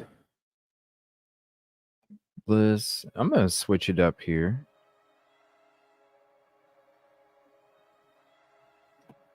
And we're like halfway through, so I'm going to switch it up to some of this. Just get a little mixture. Yeah, thank you for hopping in, Kentucky girl. We were just kind of going over some drone footage. We were talking about, you know what? Let me see here.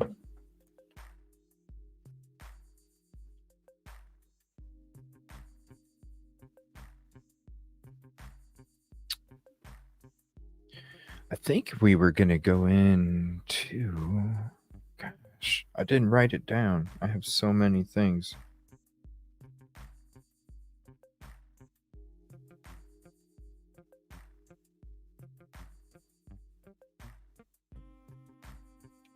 I think it was the court TV.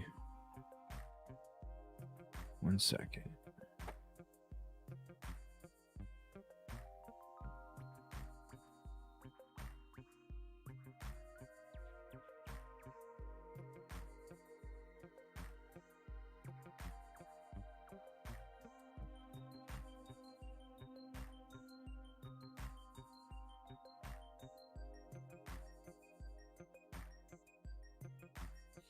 Yeah, the court TV. Where was that?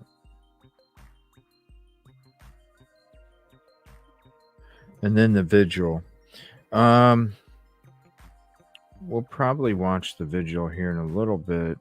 I do want to go over some of the footage too. In the meantime, while we watch this court TV special that we watched a few days ago, I'm going to watch it again and we'll kind of discuss it. I didn't really get to have any commentary on it because it was live and I didn't want to interrupt it for you guys. So usually you'll just let those kind of play through and then we'll have a commentary after. But yeah, it took a few days for it to even come out to YouTube. So we'll go ahead and watch this one. And in the meantime, I'm going to look up some footage to share with you guys. Or let's watch the Vigil first, actually. I'm going to look up some footage that shows you guys like some of the rundown parts. And what I'm talking about when it comes to this university needs to, like, I don't know, y'all need to pump some more funds into this community university because I think you're taking advantage of Moscow and it's a bunch of bullshit.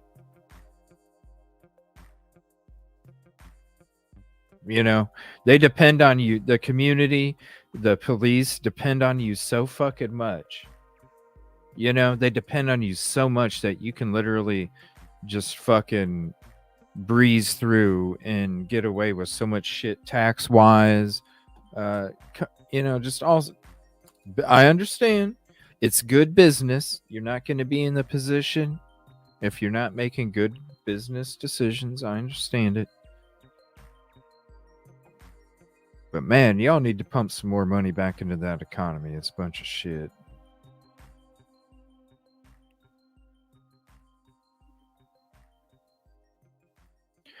Mama J, it's the rental sites and everybody, it's fake ass shit.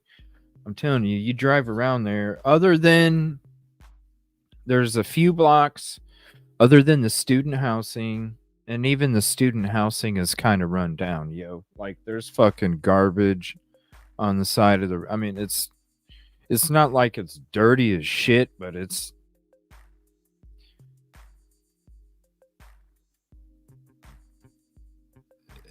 just a little rundown. I'm gonna be honest with you, and I was surprised. It's like, dude, the university makes all this damn money, and you know what's going on. I bet you if you look up all the tax breaks they get from all the shit that they're doing,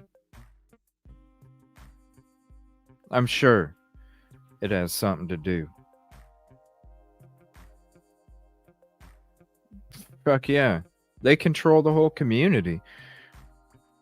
It's like I was saying yesterday when they came out and had this vandal alert. That's why fucking Fry was coming out saying that the community didn't have nothing to worry about, because he probably had the fucking president on the phone going, yo, I can't keep my students at the damn library while we have a shelter in place. I need to know that people can be safe. Okay, sir. Yes, the community has nothing to worry about. All right, everybody, the community has nothing to worry about. Go home. We can't keep you here all night. Go home. And then rewind. Actually, the community needs to stay vigilant. They need to report anything suspicious. Backtrack. Why was there a backtrack? Because fucking president was probably on the phone going, Fry, come on, your funding depends on my university. My funding to you runs your department. I need to know when I can send my students home.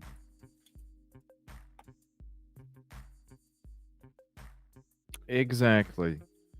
And you can tell it's ran by greed, because with that community not flourishing with the university, they're not taking. Listen, I get it. Business decisions. You're running a business. You can't have feelings. You can't think about, you don't, sometimes you just don't do what you should do, because it's all about that. When you got those board of directors up above you, and it doesn't matter what kind of production you have, it doesn't matter what the economy looks like, it doesn't matter, nothing fucking matters other than you getting that 4 to 8% growth every fucking quarter. Nothing matters. Nothing. You could come up with every fucking excuse in the book. In that boardroom, nothing fucking matters. 4 to 8% growth, no matter what, every single quarter. That's what they're thinking about. Well, we could break off 10 million to this community, and the flowers that can be planted, and the money that be pumped back into the city, which then goes back to the people, and then everybody's no. We got to think about that 4 to 8% growth, because we have to make those people happy, because if we don't make those people happy, then we don't have a fucking job no more. That's why I appreciate being on YouTube. I appreciate not having a boardroom that's above me that can tell me what I can and can't talk about, so then I don't have a job, or I do. I'm so thankful that I can be behind this microphone, that I can be behind this camera, and not have a boardroom up above me telling me this shit. You know what? You need to sacrifice what the fuck you believe in for clicks and views, CJ. We need that 4 to 8% growth, CJ. It doesn't matter if you want to talk about this. It doesn't matter if your heart feels this. It doesn't matter. That's when you have to sacrifice who you are. That's when you have to make decisions that ain't you. Yeah, the church. That's another thing about the church, Mama J. You know what was crazy to me? And I'll show you that footage too. I went by the damn church and it don't even look like a fucking church. It looks like just a building, a plaza building. I couldn't even tell it was a church. Couldn't even tell it was a church.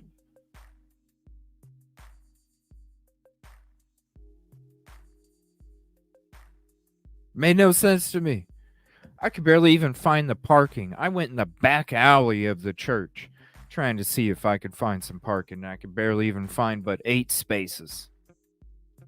8 fucking spaces I could find.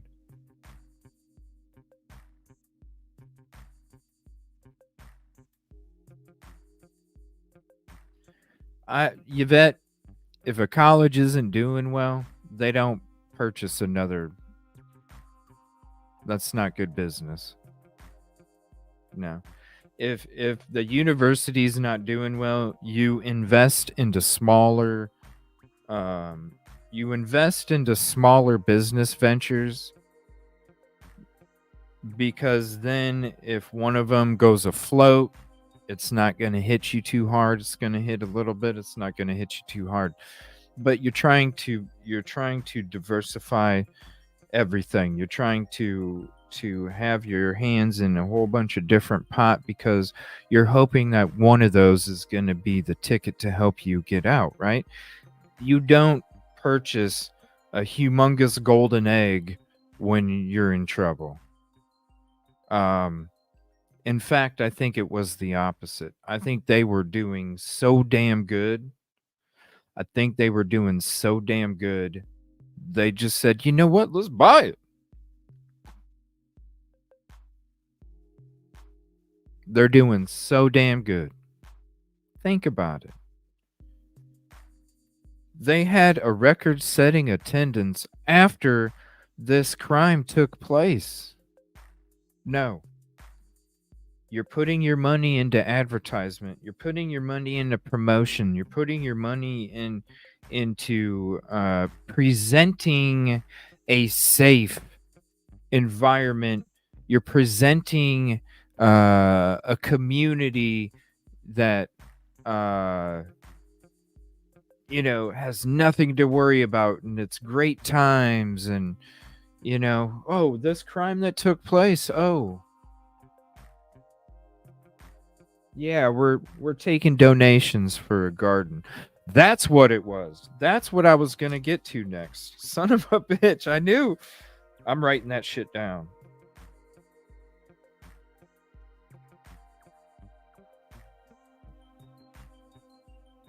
I'm not forgetting now. This is a damn garden. Fucking garden donation shit. You guys are gonna shit, because when I seen this, I was like, you gotta be fucking kidding me. They're taking donations for this shit. The students are out there doing all the fucking hard work so the university can have a memorial for the students. Yeah, it wouldn't be. Well, and here's the thing too, the community was even questioning the university about the purchase. And I have that video somewhere. It's a local video. Let me see if I can just search it real quick and see if I can find it.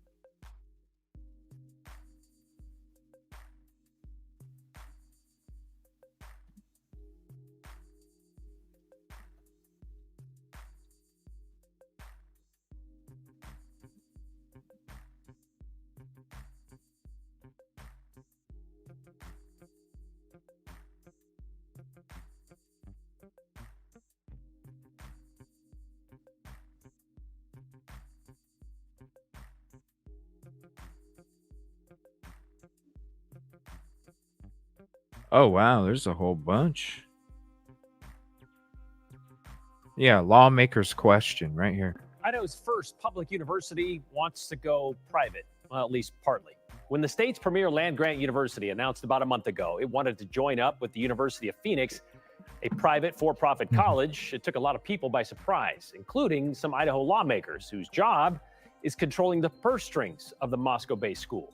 Well, several of those legislators, members of the State Board of Education, and leaders from the U of I got together last week to talk about it with the goal of getting closer to an affiliation agreement with the U of P, the mostly online school whose ads you've likely seen while watching your favorite sporting event. Vandal leadership says they see this as securing their school's future, since most students these days lean toward less traditional educational opportunities. The purchase price, $550 million. But the two schools would not just become one school. It'd be two separate schools affiliated with unique identities. So the surprise factor of this potential purchase had several lawmakers wondering about non-disclosure agreements, how this deal got to this point with very few people knowing about it, transparency stuff. Here's Joe Paris. The target is on the table for the University of Idaho. They hope to make Oh, yeah, deal. this purchase took place in the spring. Yeah, it was something that we chatted on about, but it's like it didn't make any sense. It's like you're buying this. I mean, they were still in the midst of the semester from returning from when the crime took place. They were still in the midst of that semester when this deal was getting done. Like I said, this was from the spring. To affiliate with the University of Phoenix to improve access to 550. education around Idaho. University of Idaho says the purchase would be financed through non-taxable and taxable bonds through a new nonprofit organization they would set up to manage assets of the University of Phoenix. Idaho lawmakers have major questions. What does nonprofit mean? Anybody that knows business? What does nonprofit mean?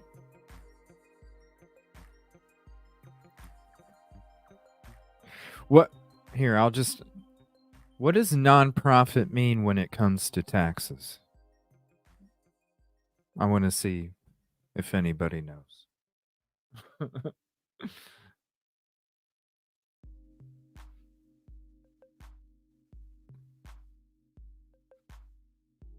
That's right.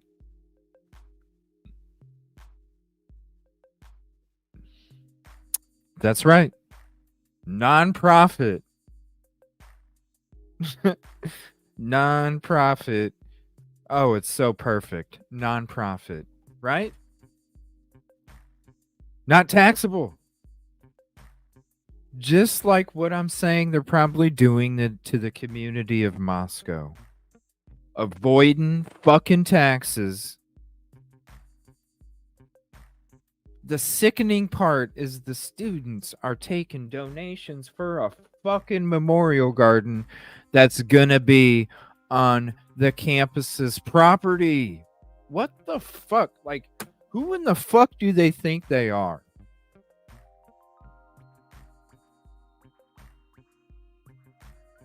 Who in the fuck do they think they are? Idaho. University of Idaho says the purchase would be financed through non-taxable and taxable bonds through a new nonprofit organization they would set up to manage assets of the University of Phoenix. Financed through taxable and non-taxable bonds.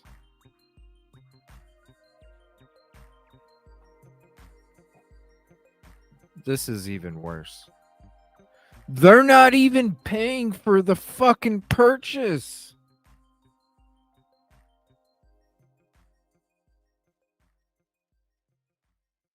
They're not even paying for the fucking purchase.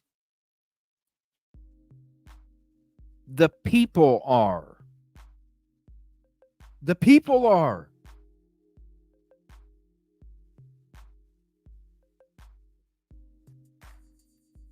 Through taxable and non-taxable bonds. And then running a nonprofit. So So you're having the fucking community come up with the money to buy the fucking University of Phoenix, and then you don't have to pay taxes on any of the shit. Who the fuck are you? You know what I'm saying? And the people there are probably in a position where they're like, we have to vote. We have to vote with them. They keep our community afloat. And they have the fucking, you can't even, that is,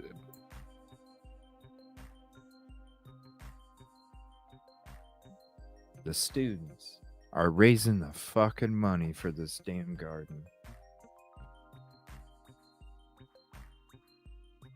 You know, I wouldn't be surprised if the time that Scott Green does shed a tear, you know, instead of all them fake, I'm gonna fix my glasses, but I'm crying, but I can't, I'm never wiping, even a teardrop. I wouldn't be surprised if fucking saliva spit comes out of his fucking eyes, because it's like that dude is just looking down on the whole fucking community and just spitting on everybody. What a piece of shit. What a piece of shit. Fake ass crying motherfucker. Idaho lawmakers have major questions about the deal. We see that this transaction has potential, but we also see that it has risk. And as a It's like an owner of an NFL team. They want to get a new stadium, right? At least the owners are covering a good most of the chunk. But that's the kind of shit they do when they're trying to get a new fucking stadium. We're going to take on 55% of the cost, and then we're going to sell stocks and bonds to raise up the rest of the money for a new stadium.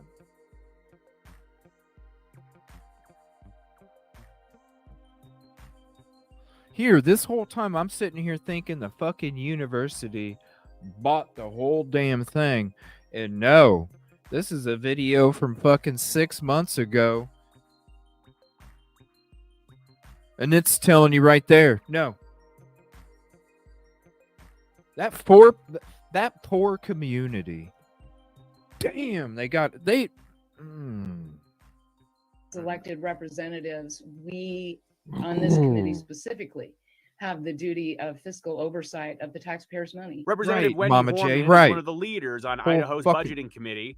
They met to ask questions to University of Idaho and state board leaders. We want to trust, but we must verify. And if we can't verify, we can't trust. And we want to ensure that this deal is constitutional, legal, financially sound, and that Idaho taxpayers will not pay the price if They are Idaho taxpayers, especially the county and the fucking community. legal, financially sound, and that Idaho taxpayers will not pay the price if the deal does go awry. If the deal does go awry and loses money, University of Idaho President Scott Green says U of I is agreeing to guarantee up to Piece $10 of million shit. annually to cover payments if the nonprofit they set up to manage the project cannot cover funds. But U of I advocates for the deal say that they aren't 10 million a year.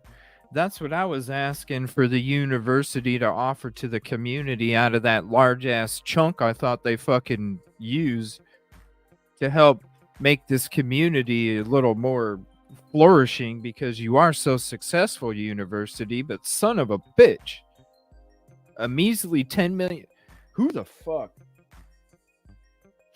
Oh man. Oh my god, this. Oh. annually to cover Just sip payments it. if the nonprofit they set up to manage the project cannot cover funds. But U of I advocates for the deal say that they aren't concerned because of the University of Phoenix's documented ability to generate substantial cash flow. A hangup for lawmakers centers on non-disclosure agreements, or NDAs, that University of Idaho and state board leaders sign that prevents them from sharing details of the deal and projections of operation. I fully recognize the way this transaction was conducted was not ideal and probably was not my preference. But as those of you who work in business know, sometimes we have to play the cards that we're dealt. Can somebody do me a favor? Can anybody do me a favor and find this video and send it to me, please?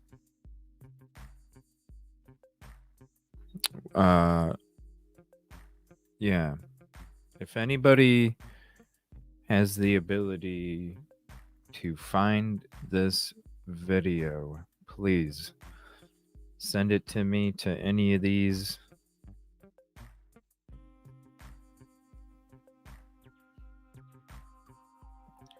I swear. What kind of cologne do you think he wears? Stetson? Musk? What kind of cologne? Stetson? The cowboy hat and the lasso rope?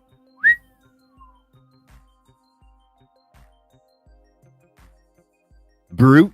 What kind of old ass fucking cologne do you think he wears? Fucking ridiculous. And make compromises to reach agreements to get done. This transaction came to us very recently. We quickly identified the transaction, and we put together a review team of the best and brightest experts out there. Lawmakers expressed that they understood the principle of the NDAs, but still question how they and the public are supposed to understand the deal and risks with it without access to more information. President Green explained that the NDAs also benefit Idaho as the buyer. On the buyer side, what it enables us to do is go in and take a look at the books and records at a detailed level, ask detailed questions, assess for ourselves the risk involved, and get our experts, which we have world-class experts here, the best in the business, to take a look at that and determine, okay, what are the risks? Lawmakers asked questions about the deal and risks surrounding it for about 2 hours. U of I and state board leaders essentially explained that public money was only at risk in a worst-case scenario. Leaders concede is highly unlikely, but still risk. Some lawmakers are hoping and asking if the NDAs can be dropped ahead of the deal closure. This transaction is not done until it's closed. And in the meantime, that competitive information could get out into the marketplace and to their competitors. So I'm just saying, I just don't see them doing that. It's unfortunate, but it's kind of, where it is. And that's kind of the way business is done. You shady ass motherfucker. Oh, he's a shady ass motherfucker. It's kind of, where it is, and that's kind of the way business is done. Idaho lawmakers also questioned if executive session meetings at the state board level violated any possible laws, implying that it could have been an oversight of very strict rules on making business deals behind closed doors away from the public. No. State board and U of I leaders explained their process. It's called what it is your motherfucking ass came up with a deal real quick and was shady as shit about it.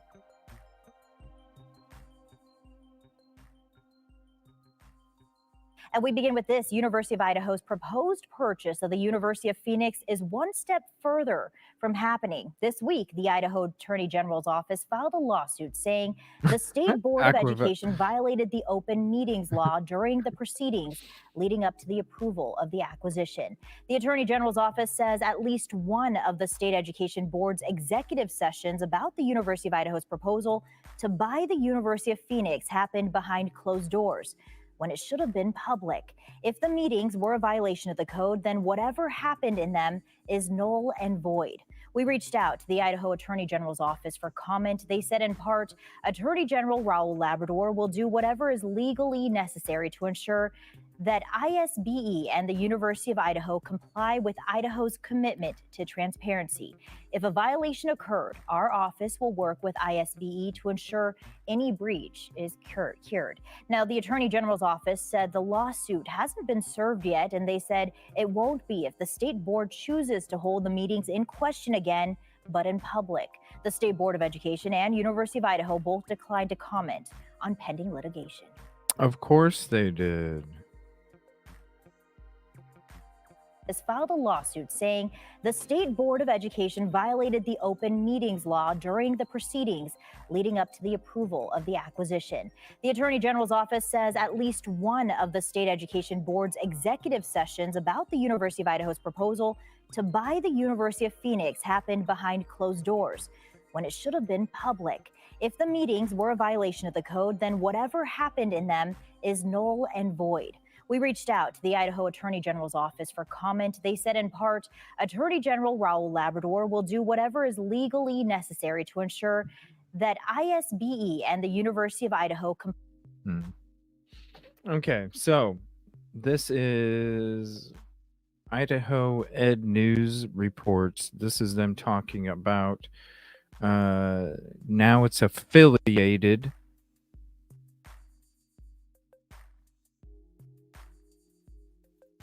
The Idaho State Board of Education gave the green light to the University of Idaho to buy the University of Phoenix today. And this is part of an effort to expand online learning access to students who are not able to attend classes on campus. Peter Choi joins us in studio to explain how this will make learning more accessible to students in Idaho. Peter. Yeah, I spoke to both universities today who tell me they're welcomed approval because it could help create more opportunities for students who wish to reach their academic goals. Superintendent Critchfield, all in favor, say aye. Aye.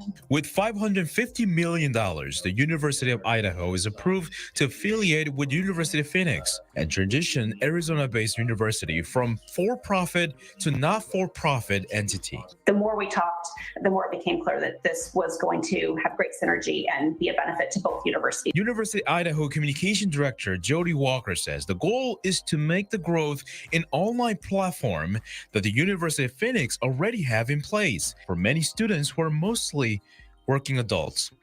What it does is it really expands that. It gives that outreach to our rural and place-based citizens who may not be able to get to our university or who may not be able to find exactly what it is that they're looking for at our degree-oriented university. And this is another option for the citizens of the state of Idaho and beyond. Excited for the opportunities that make sense of these two bodies working together more closely. Yeah. John Woods is Chief Academic Officer at the University of Phoenix. He says the affiliation will benefit faculties. We require ours to be working currently in the field, and they do not. They require theirs to do research. Right. Yeah, it's like some of these interviews we're going to go into here in a minute. You're going to hear the school official that talks to the parents. He's going to, we're definitely thinking about the families, when it comes to the demo. We're definitely thinking about the families, but we're also thinking about the community too, and the community's ready to move past it. What? What do you mean? No, the community's ready to find the fucking person that really committed this fucking crime. Because when you go back out to that community and you talk to the people are still scared, like the person that was committing this crime is not caught. The fucking people out there are still scared, like the person ain't been caught. And they got somebody arrested sitting in prison right now, in jail.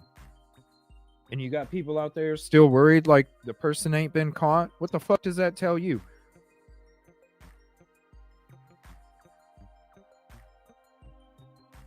The community ain't stupid. But what are you supposed to do if you're that community? All you can do is try and trust. Shit shady. What else can you do? What else can you fucking do if you're in that position? Except try and trust. What else can you do?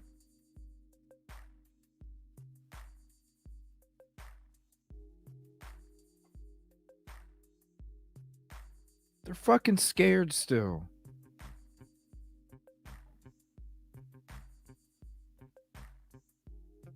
They're fucking scared still. We do not. Really, if you put those two together, you'd have something nobody else does. For students, he says there will be more options to earn degree. Graduates from the University of Idaho and maybe they move to California but they know that we have a competency-based MBA program, and they wanted to pursue an MBA because we're affiliated with the state of Idaho and the University of Idaho. Maybe they pursue their MBA part-time with us online. The University of Idaho says both schools will remain separate with separate programs. But we'll look toward the future to finding those places where we can collaborate and where those synergies make sense. The universities tell me this is the first step in the long process of making a change for students. U of I says they will look for more public input on the way. In studio tonight, Peter Choi, 4 News Now.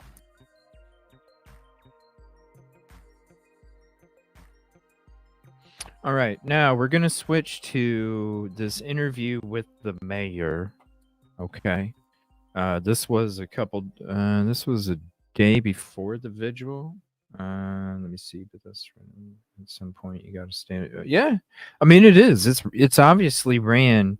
See you later, American Princess. Thank you for hopping in. Which they were saying they were still staying. Yeah, exactly, Mama J. Like I talked to these people, they're fucking scared. I mean, and the people, beautiful community. I mean, like, even when I went to Walmart, it was like, damn, these people are so helpful. I was like, usually you go to a Walmart and you got to go up and find somebody to ask, right? At this Walmart in Moscow, I'm sitting there going, I'm trying to decide between two things. I'm going, And somebody comes up to me and was like, yeah, is there anything I can help you with? Yeah, actually, there is. I'd like to know the difference. Oh, okay. Yeah, hold on. Let me look this up. Yeah, this is the difference between this and this. Is there anything I can help you with? Yeah, sure. I'm actually looking at something over in this counter over here. Yeah. And then at the end of it, I was like, oh, cool. Do I have to pay for it up here? No, you can just take care of it at the register up front. What the fuck? Like, beautiful community. Beautiful community. They're scared. They're still scared like the person ain't been caught. This is the mayor. Just wait.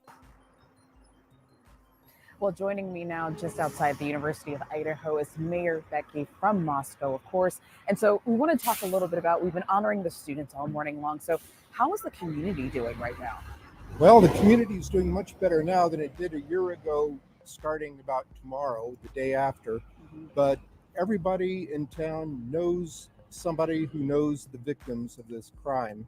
Right, so it's that small. Makes it very hard on not only the students, but the rest of us too. And especially the students, because they came off COVID, 2 years of isolation, and then they walked into this. I don't think we're ever going to forget the victims of this crime, but I think by and large, the community is trying to move together, both with the students, the university, the townsfolk, many of whom have connections with the university, and just do the best we can to move on with life ourselves and take care of each other. And so, of course, you have been kind of front and center with this, and the entire city has been thrust into the national spotlight after this happened. And I'm going to say, you don't think the university has some influence with this dude's election. Yeah, if I become mayor University of Idaho, I will go ahead and approve this.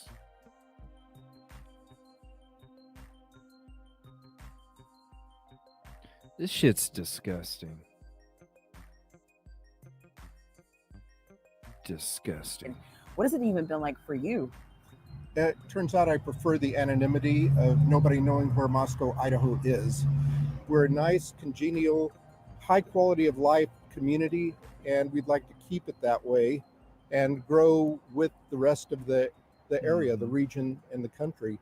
But having focus on town for all the wrong reasons is very difficult to deal with, and being constantly reminded of these issues makes it difficult for all of us.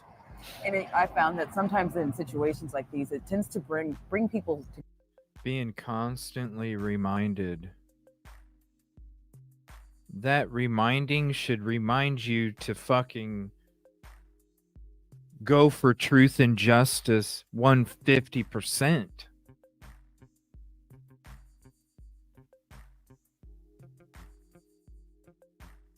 You can't just close up shop and forget the shit happened. It's always going to be there from this point on, no matter what. Like, And I found that sometimes in situations like these, it tends to bring people together. You tend to forget about your differences or your petty squabbles that might have been in place beforehand, and then something like this happens, and the community really comes together. And that's the way it seems like here in Moscow. Oh, absolutely, yes. The citizens, we take care of each other and we look after each other, and that includes the students who are also our citizens, and we all work together and grow together and rely on each other for the support we need. And what a beautiful picture, man. These are some beautiful pictures. Yeah, there's 270 right there, and you literally come off of 270. You go around this curve, like I was telling you guys earlier from a different angle.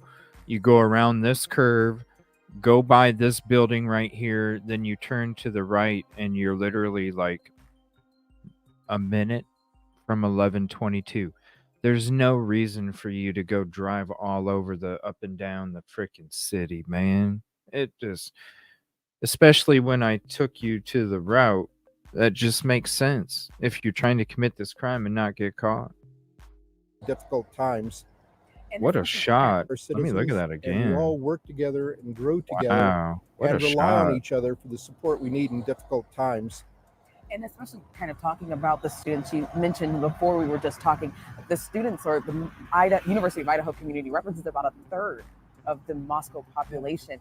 How has it been like really for the students? Have you been involved with any of the campus things? Yeah, I've been working with the student leadership on campus on these events and a lot of other events as well. And I think the students are coping as well as anybody could ever hope for. And it's a question that it's just going to take time and perspective. And as you mentioned earlier, the creation of the memorial to not only these 4 students, but all of the other students who've been meeting an unfortunate end here. And all of this is good. It gives people a chance to reflect and to heal after all of these bad events, really. Is there anything Perspective. else that you would like to say, not just to the Moscow community, but really to the entire inland Northwest right now? Yeah, we're a good community. Come visit us. We have lots of good stuff going on here. We continue to have good stuff, and we keep growing into the world and invite the world to come see us. Thank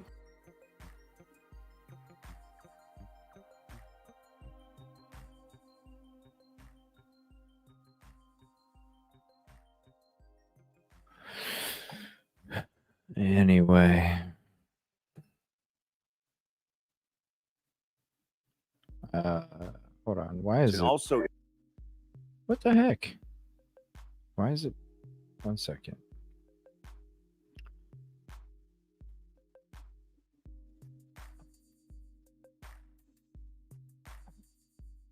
Give me 1 second.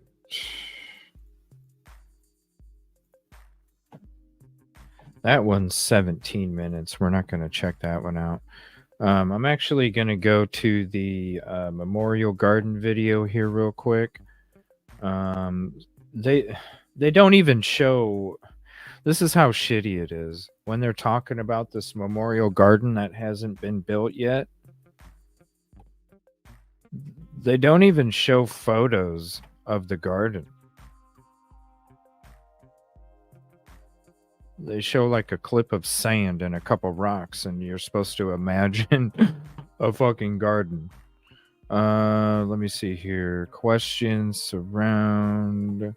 So here's this one real quick, and then we're gonna get into that donation memorial video here. Austin May. Come on, get off my screen so I can mute this damn music. 1 second.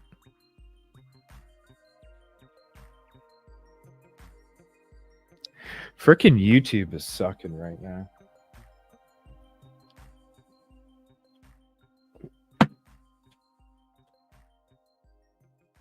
Come on, YouTube.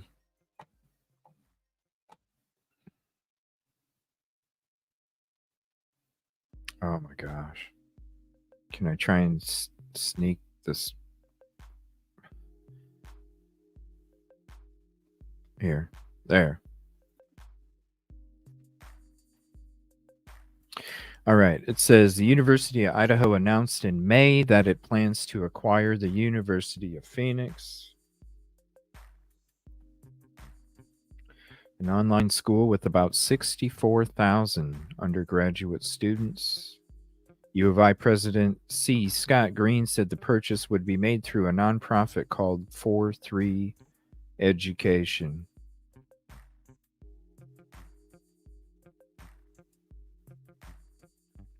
$550 million deal was approved by the Idaho State Board of Education on May 17th. Yeah, I'm sure you get a nice little chunk. The U of I says the move would increase its revenue and improve access to higher education in Idaho. Of course. Because then people in fucking Connecticut can be enrolled in the University of Idaho, and they don't even have to step foot in Idaho. What's up, Typically Unique? Thank you for hopping in. The Idaho Attorney General is also looking into the closed-door process in which the deal transpired. Remember, very quick, out of the blue. Even Scott Green even said it wasn't something he typically would do. But, you know, when it comes to business, sometimes you have to make business decisions. If you know business, you understand what I've been saying this whole time. Sometimes you just have to make business decisions. Produced. That was a weird production.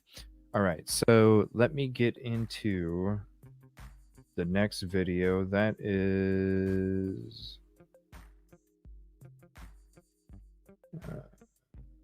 where'd it go? I think it's this one. If not... We're back with breaking news about a murder mystery involving those 4 Idaho college students. Yep, this is it. A year ago today, life changed on the University of Idaho campus. What was once a safe college community spiraled into chaos. It was just a shocking crime for all of us. What's up, 4 Connor? students brutally murdered in a home just off campus, and Moscow was at the center of a media firestorm. Today is the 1-year mark of what happened on King Road, and we wanted to know how the University of Idaho is working on the continued healing of vandal students and staff. We went to Moscow to find out. We're back with breaking news about a murder mystery involving those 4 Idaho college students. We know you have questions, and so do we. The university's dean of students responding to those ongoing fears. It's scary what's happened. Take me back and tell me what you went through in those first days. Those first days are really a blur. We were responding. We were all devastated. We were all in shock. Blaine Eccles is the dean of students at the University of Idaho. Dean of students, and he was like, what, dude, the fuck did you go? Those ongoing fears. What did you go It's through, scary man? what's happened. What do you mean? Take me back and tell me what you went through in those first days. Those first days are really a blur. We were responding. We were all devastated. We were all in shock. Blaine Eccles is the dean of students at the University of Idaho. He still can't believe what happened a year ago. 4 students brutally murdered in a home just off campus. Ethan Chapin, Xana Kernodle, Kaylee Gonzalez, and Madison Mogan. 4 beautiful lives cut short. The media descended on the small college town. This is the last thing you thought you'd have to deal with here at the U of I. Yeah, no one ever anticipates going through an experience like this at all. While police were investigating, Eccles Ran into that motherfucker. says the U of I went into crisis mode. We had a job to do, which was responding for the needs of our students. We led with a student-first approach of safety and security and support. That made it very simple in my world, from how our faculty responded and supported students who needed to go home at probably the darkest time in their life, for the support and outreach that I've seen students show in care and support of one another, to the beautiful outpouring of care and support for the families of these individuals that we've lost. After weeks of uncertainty and fear, Detectives arrested 28-year-old Brian Christopher Kohlberger. Brian Kohlberger was arrested. He was booked into the Latah County Jail. And there was a huge sigh of relief on campus. A year later, life goes on. And the focus is now on healing. This was a site that a lot of students really like because it's kind of quiet here. And it's So that's what the current site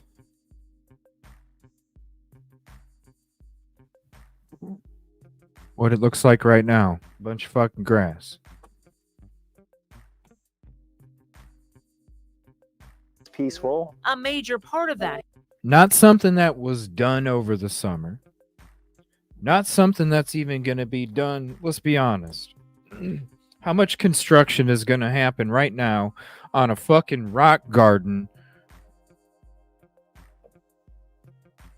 You're going to dig out an area and you're going to put sand and rocks in the middle of fucking winter?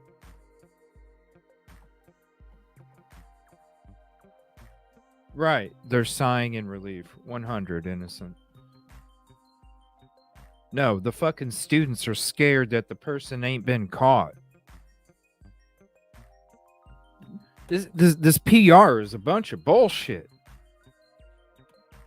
It gets better or worse. Healing is this open space on campus. I knew that we'd have to create some sort of memorial to remember these 4 bright souls that we lost. And so we started and created a Vandal Healing Garden and Memorial. A year later. What the fuck? Quiet, secluded place nestled up against the trees. And we have our students in the College of Art and Architecture that are leading the way with what? There's the plans, everybody. There's the fucking plans of the rock garden.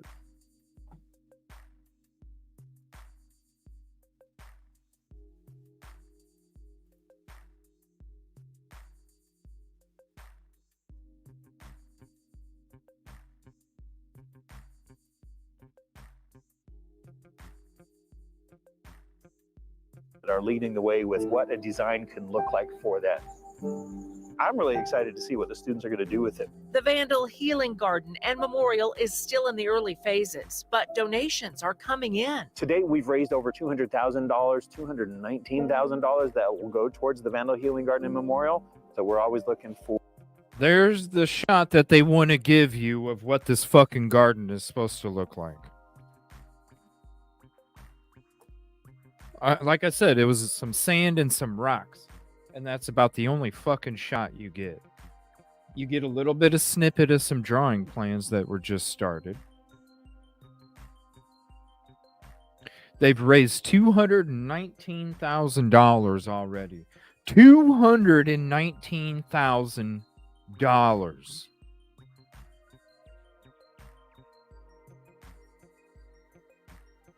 Donations from people.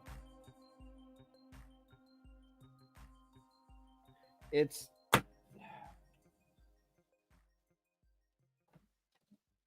what they're doing to this.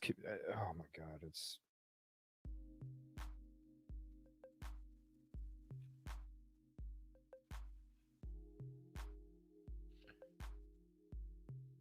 it's just like those people that pull at heartstrings for fucking donations. It's the same way. The fucking university is pulling on people's heartstrings for fucking donations. It's disgusting.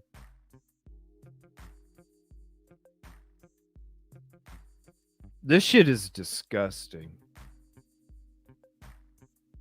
And this is what it looks like right now.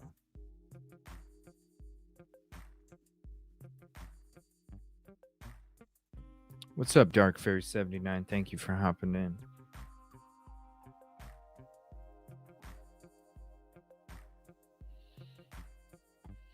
$550.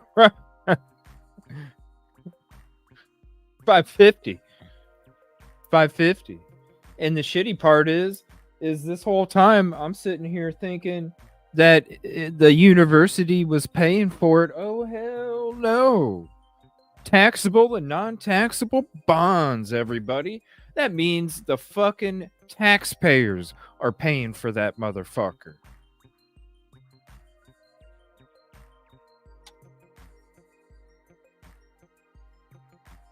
Is still in the early phases, but donations are coming in. To date, we've raised over $200,000, $219,000 that will go towards the Vandal Healing Garden and Memorial. So we're always looking for great donations and opportunities for folks to help us create a space where our Vandal family can come together and heal and grieve in support of one another. Thousands of those dollars raised by students. Remember these Vandal Strong bracelets with the name of the 4 victims? They were sold to support this memorial. Yeah, the bracelets, again, a student-led initiative, which they did phenomenal. They raised over, I think, $25,000. I'm actually wearing one of the bracelets right here. But Eccles acknowledges there is one thing that remains near campus, something that makes it hard to heal. And you can see it from almost every direction. The now boarded up King Road house, the scene of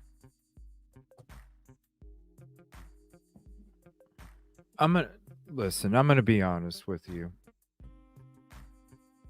You can't see it from every direction.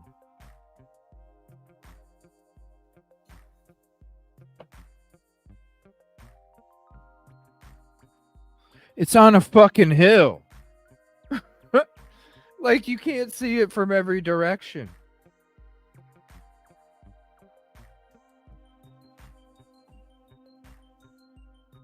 Like, why even say that shit when you don't even have to? something that you makes know? it hard to heal. And you can see it Oh, from thank you, almost Pittipus. every I direction. appreciate that. The now boarded up King Road house, Thank you. the scene of the crime. It is an impact on our students. You know, it's a constant daily reminder for them, and that's a hardship as well. Some of the families want it left alone. See, listen to this. Is fucking important right here. This is so fucking important. The messages that are spewing. Listen to most One important thing part. that Listen. remains near campus, something that makes it hard to heal. And you can see it from almost every direction. The now boarded up King Road house, the scene of the crime. It is an impact on our students. You know, it's a constant daily reminder for them, and that's a hardship as well. Some of So the hard. families want it left alone until the trial is over. Right. But at the beginning of this month, Listen to what he investigators says. once again visited the house. Listen to what he says. Since there's no date set for the Koberger trial, they wanted more time to examine the house and to build a model of it. We're evaluating as the situation goes and seeing what happens on the court side too. At the moment, there aren't any plans underway to do anything with the house. President Green is just being very sensitive to the needs and the. He ain't gonna fucking tell you, bro. You think you're in that fucking meeting where they're gonna fucking tell you that? No, you're gonna wake up one fucking morning and you're gonna be like, holy shit, they're starting to tear. You don't fucking know. The situation goes and seeing what happens on the court side too. At the moment, there aren't any plans underway to do He ain't anything telling with the you, house. dude. President Green is just being very sensitive to the needs and the concerns of the family. But fuck we also he have is. a responsibility to our community too. On the year anniversary, there will be a special student-led vigil at the U of I to remember these beloved vandals taken from this community. Only students are going to be speaking at this vigil. They'll be at 6 o'clock on Monday, the 13th of November, and it's going to be open for anyone to join It was us. so cold that A night too. vigil to keep Oh, it was so healing cold. and keep moving forward one day at a time. A year later, Eccles says being a vandal means even more to him now. The one thing I think it's really done is solidify what it means to be a member of the Vandal family. We are there for one another. We care for one another. We support one another. Vandal strong. And that vigil is tonight at the University of Idaho. It's going to be at 7 p.m. Mountain. Sensitive to the needs and the concerns of the Sensitive, family. But my we ass. also have a responsibility to our community. I'm really starting to On the year dislike that anniversary, motherfucker. there will be a special student-led vigil at the U of I to remember these beloved vandals taken from this community. Only students are going to be speaking at this vigil. They'll be at 6 o'clock on Monday, the 13th of November, and it's going to be open for anyone to join and participate. A vigil to keep healing and keep moving forward one day at a time. A year later, Eccles says being a vandal means even more to him now. The one thing I think it's really done is solidify what it means to be a member of the Vandal family. We are there for one another. We care for one another. We support one another. Vandal strong. And that vigil is tonight at the University of Idaho. It's going to be at 7 p.m. Mountain, so that's 6 p.m. up in Moscow. They're on Pacific time. It's going to be on the administration lawn at the Moscow campus. The university is also asking vandals all around the country to turn on their porch lights in solidarity from 7 to 8 p.m. Again, that's Mountain time. It'd be 6 o'clock Pacific. And coming up tonight at 10, I sit down with the parents of Kaylee Gonsalves at their home in Rathdrum, Idaho, to find out how they are doing a year later. When this is all said and done, if you remember these 4 kids, that's the end goal. Okay, so I wanted to share that with you guys. Here is the link for that. I'm telling you, it's disturbing as shit.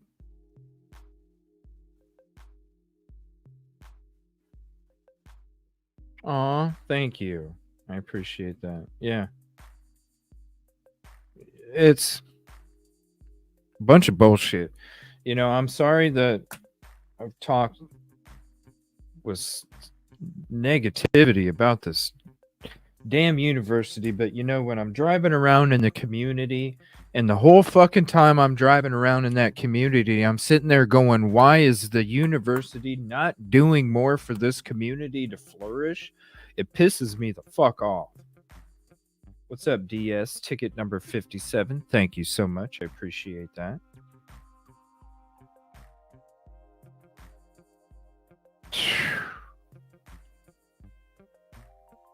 And now they're pulling at people's heartstrings for donations for a fucking rock garden on their own property that they should be fucking doing themselves.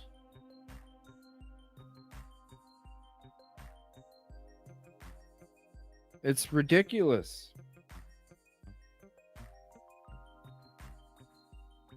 I'm fucking pissed off, Kentucky. I'm fucking mad when I go and see that this community should be fucking doing a hell of a lot fucking better than what it is. And you got this piece of shit running the fucking... He don't give a fuck. He's being... What they say? He's being sensitive to the fucking community? My ass, bro. You're fucking... You're bleeding the damn community. For folks to help us create a space where our Vandal family can come together and heal and grieve in support of one another. Thousands of those dollars raised by students. And all this shit you're promoting, all this fucking safe environment fucking bullshit, when all the fucking... I'm not going to say all of them, but I'm going to say most of the fucking people that I talk to are fucking scared. Now, there was some that were like, oh, he's guilty as shit. Hell, the plane ride out there, I was talking to a lady that was originally from Seattle that had moved to Spokane. And we were talking, she's like, what do you do for work? And I was telling her what I do. And I was kind of showing her, I had my computer up. I was showing her some of the footage and things like that, and kind of going into some of the things. And she had the opinion the whole time that he was guilty as shit. It's okay. But we had a great conversation. A great time. There's some people, thank you, ticket number 59. There's some people that, you know, he's guilty as shit. I get it.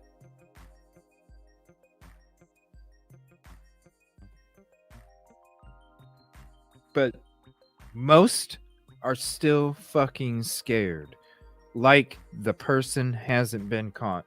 And when the community, from the beginning, the news stations, the local TV news stations, from the beginning, something doesn't make sense. They're being too damn quiet. This doesn't make sense. We're still scared. All of these different things, and yet you get this pumped out PR bullshit. Because if you don't say it, then you probably don't have a job, do you? Remember these Vandal Strong bracelets with the name of the 4 victims? They were sold to support this memorial. Yeah, the bracelets, again, a student-led initiative, which they did phenomenal. They raised over, I think, $25,000. I'm actually wearing one of the bracelets right here. But Eccles acknowledges there is one thing that remains near campus, something that makes it hard to heal. And you can see it from almost every direction. Yeah, the now damn boarded straight. up King Road house, the scene of the crime. It is an impact on our students, you know. I honestly wouldn't be surprised anymore if the reason that they did change their story over and over and over had something to do with the fucking university. Yo, we need this to be safer. We need to worry about this. What are we gonna do, Fry? What are we gonna do? What are we gonna do? What are you gonna do, Fry? So I can tell my students that they're safe. So I can tell my future enrollees, come to Idaho because it's safe.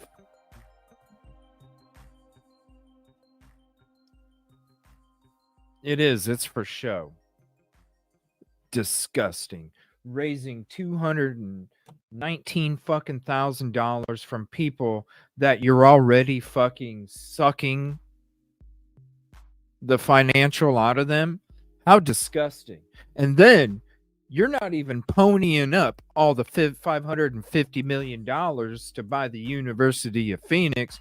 You're having the motherfucking taxpayers, the people in the county, the city, because you know how it's getting paid for. Bonds, non-taxable, taxable. Then they're also taxing the fucking communities. So you don't think that this bill that has to be passed, oh yeah, we're going to add another 2.5% a year on everybody's taxes, and then that's going to, when the community's already suffering, let's just tack it on a little more. Fuck you.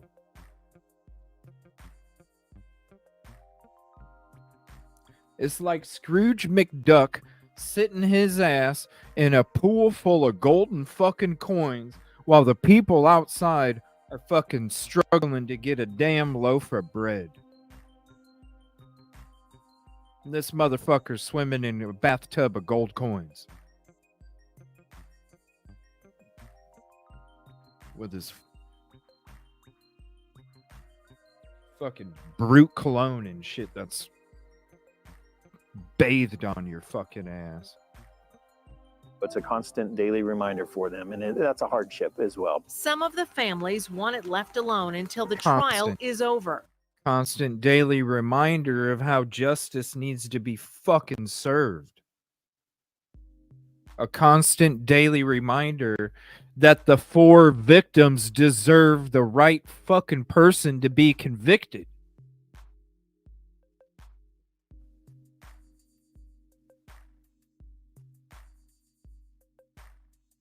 That's the daily reminder. So as far as I'm concerned, there should be a daily fucking reminder to make sure that these 4 fucking victims get the fucking justice they deserve every fucking day until it fucking happens. Fucking dean of students.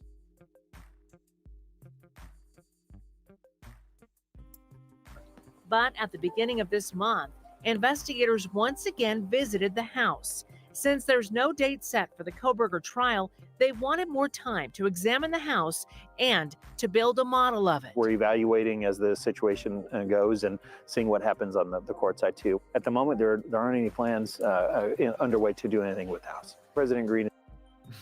There's not, dude. You don't fucking seeing know. what happens on the court side too. At the You moment, don't know. there aren't any plans underway to do anything with the house. President Green is just being very sensitive to the needs and the concerns of the family, but we also have a You don't responsibility to our community too. On the year anniversary, there will be a special student-led vigil at the U of I to remember these beloved vandals taken from this community. Only students are going to be speaking at this vigil. It'll be at 6 o'clock on Monday, the 13th of November, and it's going to be open for anyone to join and participate. A vigil to keep healing and keep moving forward one day at a time. A year later, Eccles says being a vandal means even more to him now. The one thing I think it's really done is solidify what it means to be a member of the Vandal family. We are there for one another. We care for one another. We support one another. Vandal strong. And that vigil is tonight at. So, well, I was going to ask you, I'll ask you guys real quick. Do you guys want to watch the vigil?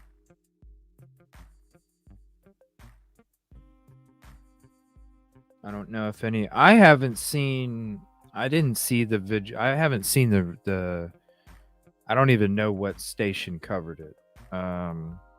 So I haven't seen the actual video of it. I was just there and I know I could barely see shit. It was so dark. I understood the candlelight effect for everybody in attendance. What I didn't understand is the lack of lighting on the stage. Creepy as fuck. There needs to be a reminder every day.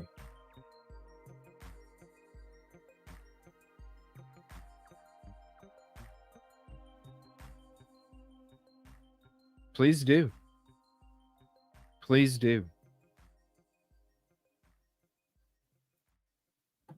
You know? I'm tired of this shit. I'm tired of it. Like, I had to keep my mouth shut for the last week and a half, 2 weeks, because I knew I was going out there. I had to put a pause on my body cam deep dives. I had to change up a couple things because I'm not, I know I was going out into a hornet's nest. I knew it.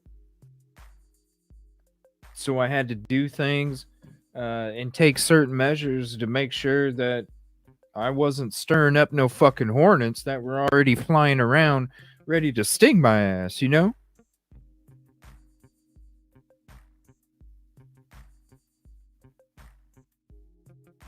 Please share it, Innocent. Go ahead. Clip the shit. Share it. Like, that's one of my faults is when it comes to short form content, I'm so busy doing this live show and having these multiple hour shows multiple times a day. I ain't got time to sit there and go, oh shit, that's interesting. Maybe I'll make a short video. I ain't.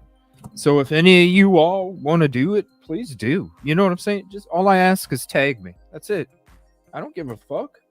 Because it's about the community. It's about sharing. You know what I mean? It's hell, just like this video that I put out about BK's PCA route. You know what I'm saying? Like, I could have made that a members only. I could have made that a members only fucking $25 a month tier with the footage and nothing blocking it, but I didn't. It's about the fucking community. It's about working together to expose this shit, to try and find the truth and the justice. The reason I put it up there and it wasn't something just for members is because I want everybody to see, number one, how ridiculous the fucking route is when you're driving it. Number two, you can see all the fucking surveillance footage, which makes it even more ridiculous. And then number three, I wanted to show people the route that somebody would have taken if they really did stake out the property, if they really were stalking these people, if they really were planning this crime out. That's the route they would have frickin' took if they didn't want to get caught. And they were coming from Steptoe.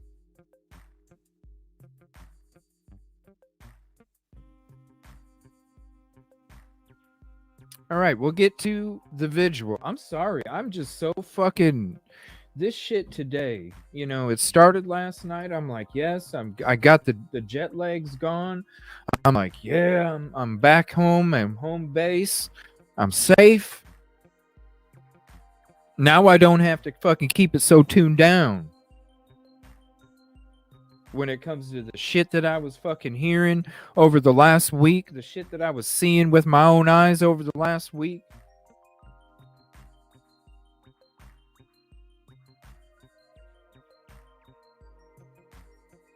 Oh, trust me, Commercial Zone. I was geared the fuck up, looking like a motherfucking student amongst students. I felt the most comfortable. I felt the most comfortable around students.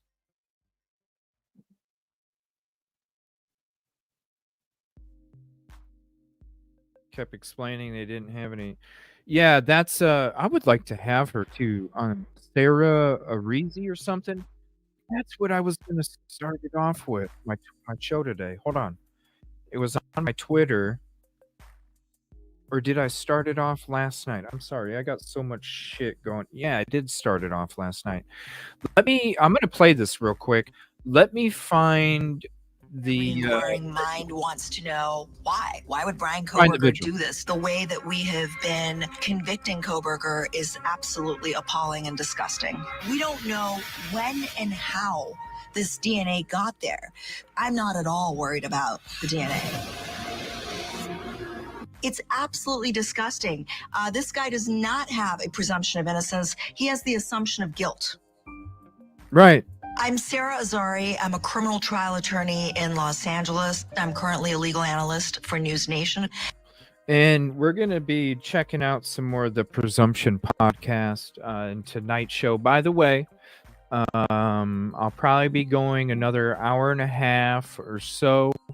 And then we will be back tonight at 7 o'clock Central, 6:30, 7 o'clock Central, 7:30, 8 o'clock Eastern. We'll be back for tonight's show, talking more about this. And either today, if I can't get into the footage of the PCA route, we're going to kind of dig through it and do a little mini deep dive on it. If we don't get to it this afternoon, we will be getting to that in tonight's show. So I thank you all for your patience.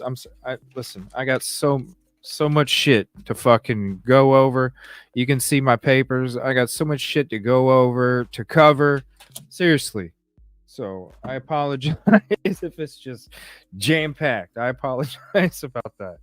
Yeah, this lady is spot on when it comes to everything. Every inquiring mind wants to know. And we'll rewatch that Court TV special again too, either today or tonight. Oh, why? Why would Brian Koberger do this? The way that we have been convicting Thank you, Koberger Kentucky is girl. Appreciate you. absolutely appalling and disgusting. We don't know when and how this DNA got there. I'm not at all worried about the DNA. It's absolutely disgusting. This guy does not have a presumption of innocence. He has the assumption of guilt.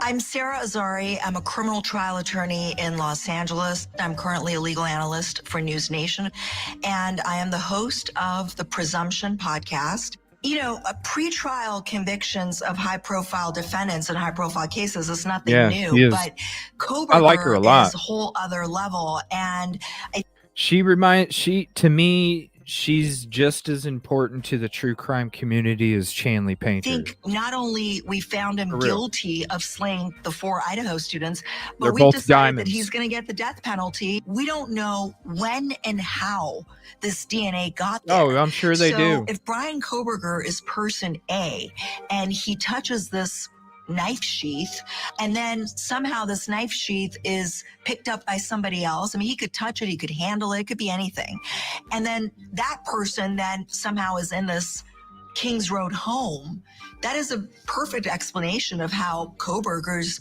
DNA was on that knife sheath. Is insufficient to place him in that home, let alone to place the murder weapon in his hands. That's why I'm not at all worried about the DNA. We've been saying it was off, his phone was off. We don't know if it was off. It could have been off, it could have been in airplane mode, or it could have just simply not picked up signal during that time. What's odd, of course, and what's problematic for the defense is that his phone did pick up signal before the murders and after the murders. The car is driving around, but then suddenly during the window of the murders, we don't know where this car was. We don't know where it was parked. We just know nothing about the car. Identification of the Hyundai Elantra as like the suspect vehicle, that's a problem. And then we have Dylan, the surviving roommate, and she's so afraid that she goes back in her bedroom and locks herself up and then doesn't call 911 for 8 hours later. Okay, that is highly unusual. We look to expected behavior, expected response, reasonable response. That is what makes sense to jurors. Jurors are normal people. So you tell them a story, it better make sense, right? And it doesn't make sense. The fact that this Kings Road house was a party house is a huge big deal because it expands the universe of suspects. Who was there at the time of the murders? What was their connection to the victims? Who had access to this home before? Did they have possible motive to kill? For months, we've been calling this a party house. This is a party venue. Motive is not an element of crime or murder. But of course, every inquiring mind wants to know why. Why would Brian Koberger do this to 4 innocent victims, college students? Could the state go to trial without motive? Absolutely, but I bet they won't. And the problem here is that we don't even have a connection to these victims. Forget about motive. To have a full defense, he absolutely needs to know that this investigation against him was 100% according to protocol. When you're talking about a defendant's right to a fair trial and his due process and his Sixth Amendment to have a full defense. Whose channel name? What do you mean? We've played the Presumption podcast. We actually used them in our DNA riddle series. They had CC Moore on there. I'm actually surprised that they don't have more subs. Yeah, I was shocked when she went to News Nation, honestly. I was kind of shocked. I was like, what? Did I have cell service? Yeah, I had the only times that I didn't have cell service, I'll show you on the map. He absolutely needs to know that this investigation against him was 100% according to protocol and that there was integrity in this investigation. Koberger's alibi is that he wasn't at the crime scene, but instead he was driving around alone. That statement of his alibi doesn't tell us obviously exactly what time he was driving, where he was driving to and from, and why. I mean, we don't have any of those details. He's not saying something that's completely inconsistent with the evidence. Right. And everything was perfect sense here. Let me get... Where in the hell did it go? There it is. Let me share this with you here. So here's the link to that as well. No, I doubt they paid for it. And let me go. This is the Presumption podcast. Oh, I'm not following it on... I don't care for the co-host too much. Griffin. It's kind of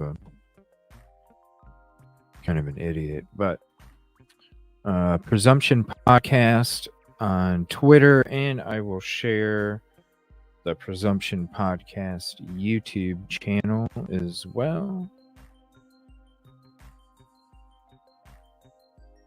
Oh, cool. Now they're at 1.29. I would love to have them on sometime. All right. So there's that.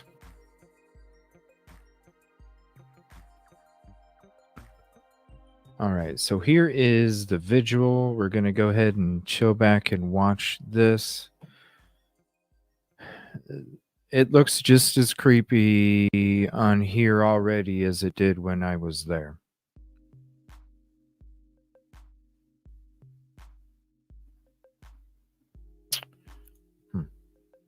This is weird. That's what I'm saying. I couldn't even see the people's faces. Who's who? What? Huh? Let me go full screen for this here.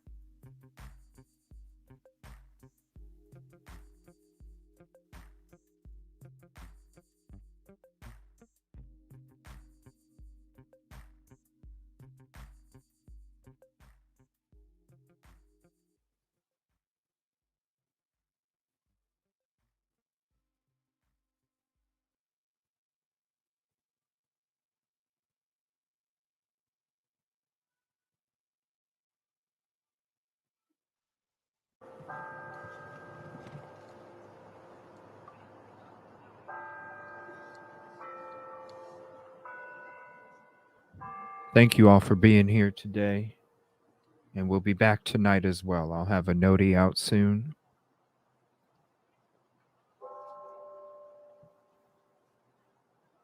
Thank you for being here with us today. Appreciate you.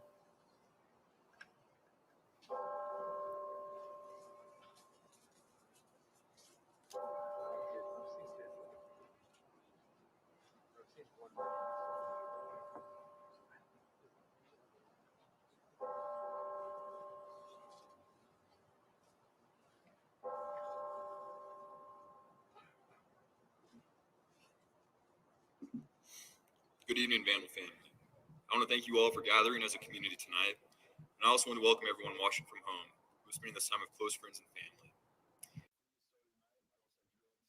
For folks to gather into the field, and we have the whole space open tonight, so I encourage you all to come together. My name is Tanner McLean, president of the Associates.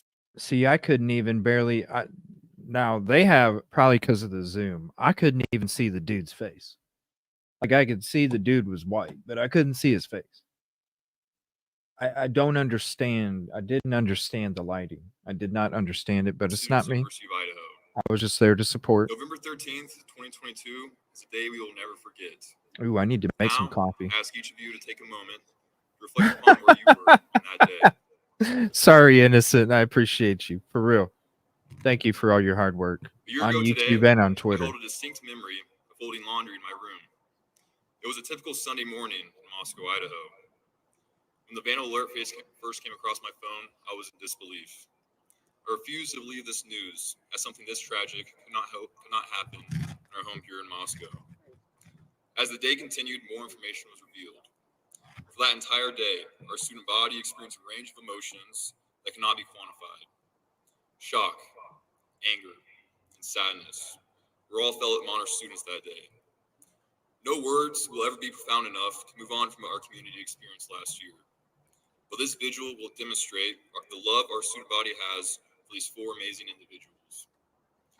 We have asked those who not attend this vigil tonight to light up their porches from 6 to 7 p.m. Pacific Standard Time in remembrance of Xana, Ethan, Kaylee, and Maddie, lighting up the world as these four vandals did for their friends and family. I also want to acknowledge that there is currently a vigil ongoing at the University of Idaho Boys C Law School. No matter where you find yourself tonight, the Vandal family is here. And on this day, across all of Idaho, we are all Vandals. Support and help is available. Anyone needing assistance can go to the handrails located to my left near the front, and there will be university staff available to assist and provide support during and after the vigil. There is also ongoing help and support available to you as students through the Counseling and Mental Health Center and via the Dean of Students Office Vandal Care Support Program. Reach out if you are struggling or know of someone who is. Help is available. There will be 4 speakers tonight who will share their happy memories of Maddie Mogan, Kaylee Gonzalez, Xana Kernodle, and Ethan Chapin. After each speaker, there will be a moment of silence to reflect on the good these 4 individuals brought into the world. Candles are available at various tables around the admin lawn. There is a limited supply, and if you find you don't have a candle, that is okay. You can use your phone light to participate. At this time, we'll begin lighting candles. Please be courteous to those around you and share your candle light with others.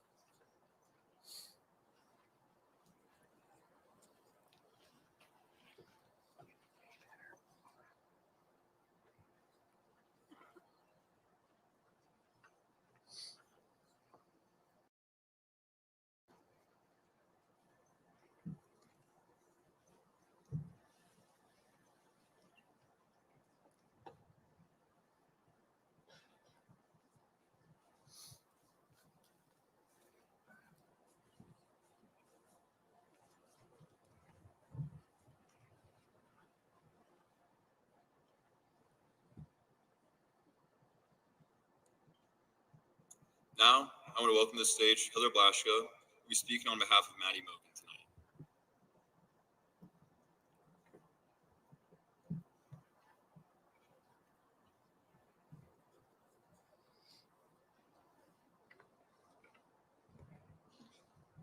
I'm Heather Blaschka. My friend is Audrey Haas. hard to believe that a year ago today, all of our lives were changed. First off, I want to thank you all for being here. I know that these 4 meant so much to so many people, and seeing all the lives that they touched brings me as much joy as it does sadness. When reaching out to friends, there were many kind words that were used to describe Maddie, the most common being kind, loving, genuine, driven, stunning, outgoing. This list can go on forever, but most of all, bright. Maddie was a bright person. She had a bright smile. She had a bright future. Maddie was bright. She was bright in every way that a person could be. Maddie was the kind of person that made sure everyone felt welcomed and cared for. It was nearly impossible to not be smiling when you were around her. She made every person that she interacted with feel loved. A memory of her from a friend was the first time I met Maddie, she pulled me aside and asked if I wanted to go do something together the next day. From another friend. All the memories I have of Maddie consist of everything good. She always had a smile on her face. She truly made any room she walked into a brighter place. No matter where I saw Maddie, she would always go out of her way to come and say hi to me and always put a smile on my face. Maddie's kindness and gentle heart are missed so deeply. Many of us shared this experience of how generous and inviting she was. Maddie was one of the first Pi-Phis I ever met. She was so welcoming, and I knew that if there were people like her there, Pi-Phi was a great place to be. She was always a shoulder to cry on, a friend to laugh with, and most of all, a compassionate friend. Maddie cared for her friends in such a deep and wonderful way. To be a friend the way that Maddie is to be sincere and endlessly loving.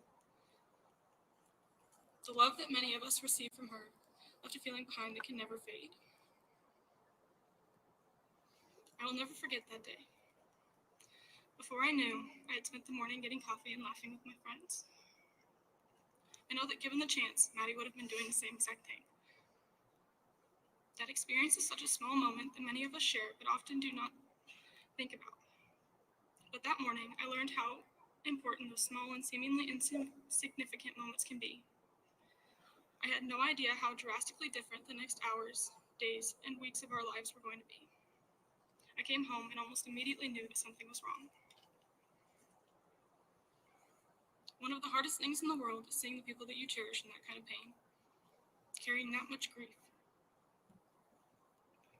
As we've come to the 1-year mark, I have seen the people that I cherish grieve, but I've also seen them join us. I have seen them grow and evolve into stronger and more resilient people. While we will never forget Maddie, Xana, Ethan, and Kaylee, it is a moment of shared love for each of them, that we will find a little more brightness in each other.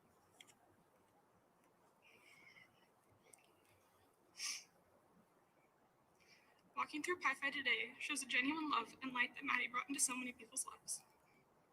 I have a new appreciation for the love, compassion, and drive in each of my friends. Admiring those amazing qualities that Maddie embodies herself is how Pi-Phi carries on her legacy.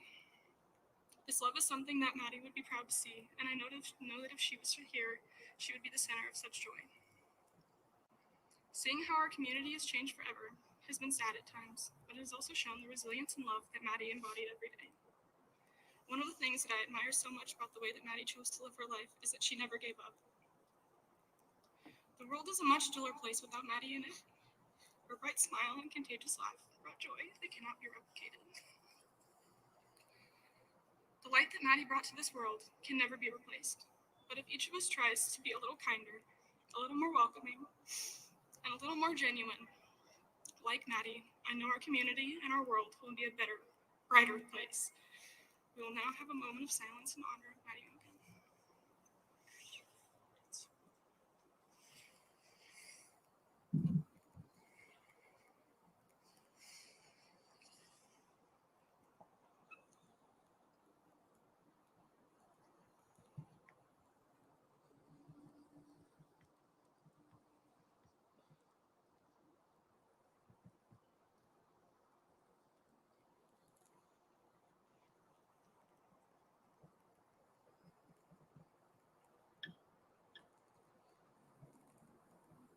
Yeah, you can hear the rain even.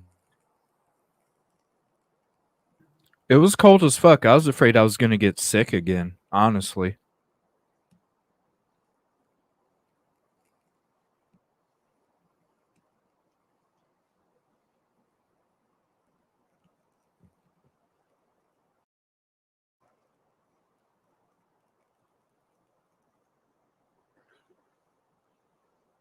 And then them just standing there too. It's like, I don't know. Thank you for those warm words. This time I want to introduce Maddie Whitney, who is speaking on behalf of Kaylee Gonzalez.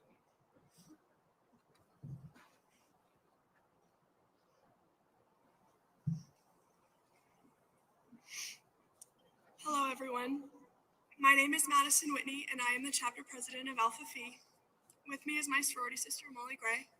Tonight, I am speaking on behalf of my chapter to share memories and stories about our dear sister, Kaylee Gonzalez. When I first met Kaylee, I was an incoming freshman who just ran home on bid day. I got to know Kaylee through her position as Big Little Chair. Getting a bigger little sister is one of the most exciting parts of Greek life. Today, I'm going to read a letter by somebody who couldn't be here today, Kaylee's little sister in Alpha Phi, Jaden Anderson. Today, we are gathered a year after an event that shook many of our lives. No words could make this day any less hard. Kaylee, Maddie, Xana, and Ethan still live on in stories and memories shared, and they will always be guiding those who love them.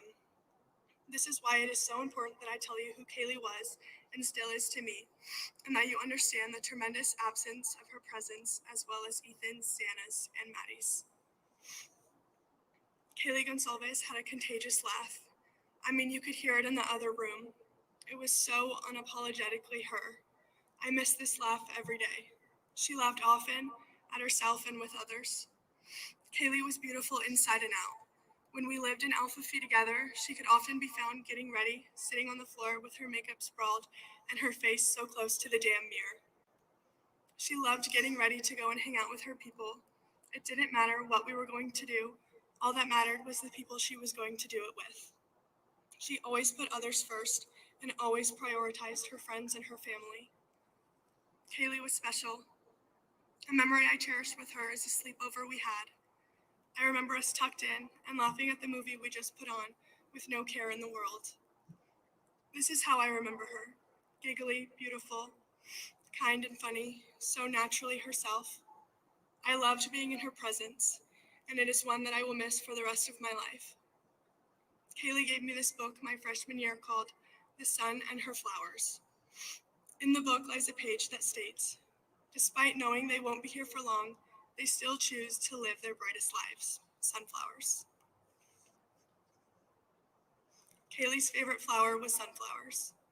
I think about this quote every day, and it almost feels like her future self was trying to tell me something, or that this was fate bringing this to me now. This book is all about grief, and it just makes me think that I know she's watching out for me, even if she's not here. I asked some of Kaylee's friends to send me some memories about her, and I would love to share them because they are all so true of Kaylee. A member of PC19 says, Kaylee was a one-of-a-kind person. There are not enough kind words in the world to help show someone who didn't know her what kind of a person she was, but anyone who knew her did. The following are more quotes from members of PC19 and people Kaylee was close with. I'm incredibly grateful for Kaylee's spontaneity and desire to always take pictures of everything. I cherish those pictures we took now more than anything. Another says, there is no one quite like Kaylee Jade. You were always somebody who everyone needed to get by, and that's what made you so special. I love you so much, more than words can explain. I miss your beautiful soul on earth so much. But I know the universe had bigger and better plans for you and Maddie, which is why you two weren't able to stay down here with us any longer. I know you two are having the best time up there together. One quote that I feel really sums up her friends' love towards her and Kaylee's love towards them. I can only think of how lucky I was to know her, to love her, and to be able to call her a dear friend. The amount of people that shared the same things about Kaylee shows the person she was. True, loyal, and dedicated beyond words can explain. This is how we will always remember her. If it is not evident, Kaylee loved big. I am reminded every day to live like Kaylee would. Be more spontaneous, stop and take pictures, be loud, laugh loud, and love hard. May we all work hard to be more like Kaylee, kinder, loving, brighter, and more compassionate individuals. Not a day goes by where Kaylee's absence is any less loud than today. We miss you and we love you so much. On behalf of the women of Alpha Phi, I would like to thank our friends, family, community, and university staff for the love and support that we have received this past year. We will now have 1 minute of silence to honor Kaylee Gonzalez.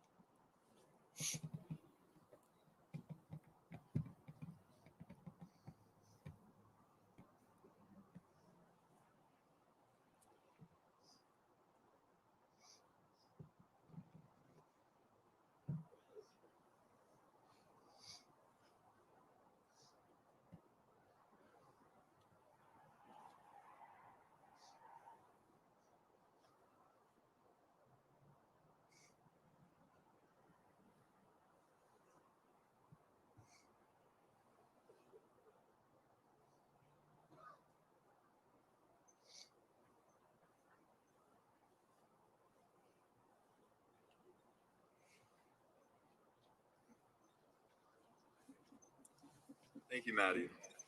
At this time, I want to introduce Xana Miller, who will speak on behalf of Xana Knoll.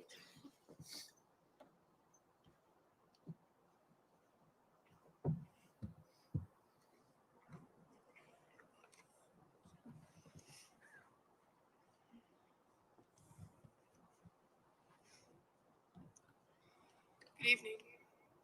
Thank you for being here tonight. My name is Xana Miller. Beside me, Elise von Bargen, my close friend. And I will be speaking in remembrance of a woman whose name I share, Xana Kernodle. A lot of people say you don't know what you have until it's gone. However, Xana Kernodle does not fit into that category. Pi Beta Phi was blessed to have Xana's presence, blessed to have known her, and to call her a sister. She made an impact on our organization that will never be forgotten. She meant so much to everyone around her. She was a crucial member of the team. A light in the darkness, a smile when you needed one, a ball of energy. She was full of life, and she lived her life to the fullest. A lot of people saw her as the life of the party. Everyone strived to be a little more like Xana.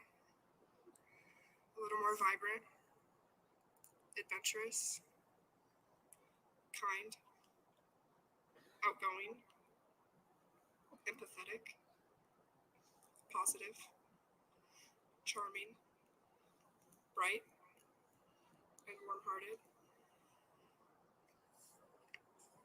This is just the beginning of a list that could go on forever. When I asked my chapter what words would be best to describe her, one of Xana's close friends said, "You couldn't describe her because she was everything and more." She was one of a kind. She was entirely herself all the time. A beautiful aura followed her everywhere she went. There was always a smile on her face. She was a very contagious person. Xana was one of those people that you could not possibly be sad around. She made friends feel unapologetic for being themselves. No one ever had anything negative to say about Xana, and that is something that I admire. Nothing could possibly measure how valuable she was. Xana not only was a very unique person, but Xana is a very unique name. I love my name, but I didn't always used to. I used to feel weird and singled out because it wasn't a normal name. Funny that I didn't like that no one else had it. It's something special to me, and I wish it didn't take me that long to figure it out.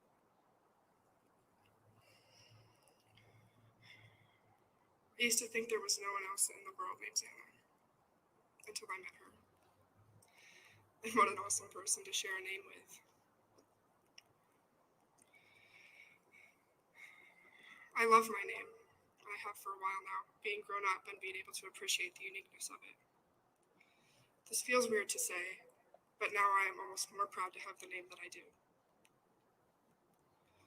Nicknames are a special thing, and Xana had multiple. The favorites, however, seem to be Xan and Princess Xana. Quite the princess she was. One of the nicknames that the girls at Pi Phi like to call me is Xan. I know that was passed down to me from her, and I wouldn't want to be called anything else. I have always enjoyed that nickname. Something about it just makes me feel loved and cared for. Evil becomes much more real when it happens so close to home. I always used to tell my mom that she's overreacting, or that I would be just fine alone, or that she really did not need me to stand by her grocery cart as to not leave her purse unattended. I used to say things like, "Mom, it's already in Idaho. What do you think could possibly happen to me?" I'm sure that is what everyone thought growing up here in Moscow too. And then comes November 13th. This date marks the day that Moscow, Idaho changed forever, and the people along with it. I still remember waking up that Sunday. My phone was blowing up. I had 27 missed calls from multiple people, and messages primarily consisting of, "I'm sorry, Xana. Wake up, Xana. Please text me as soon as you see this." I remember being very scared and incredibly confused. I walked downstairs to find a majority of my upperclassmen in tears on the living room floor.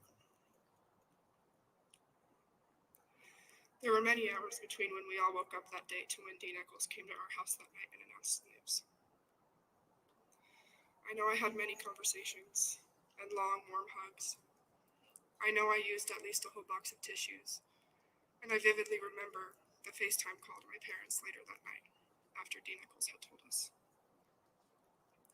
That Sunday was one of the longest, yet shortest days of my life, and somehow, I don't remember a lot of it.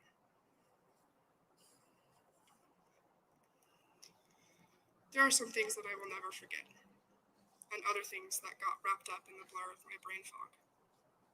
How does someone process something like that? How do you know what to do or how to feel? The aftermath of Thanksgiving break, when we all came back to campus, was a roller coaster of emotions. The house became very quiet.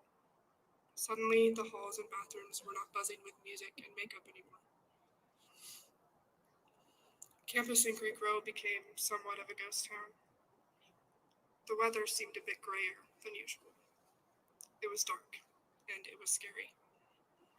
And rightfully so.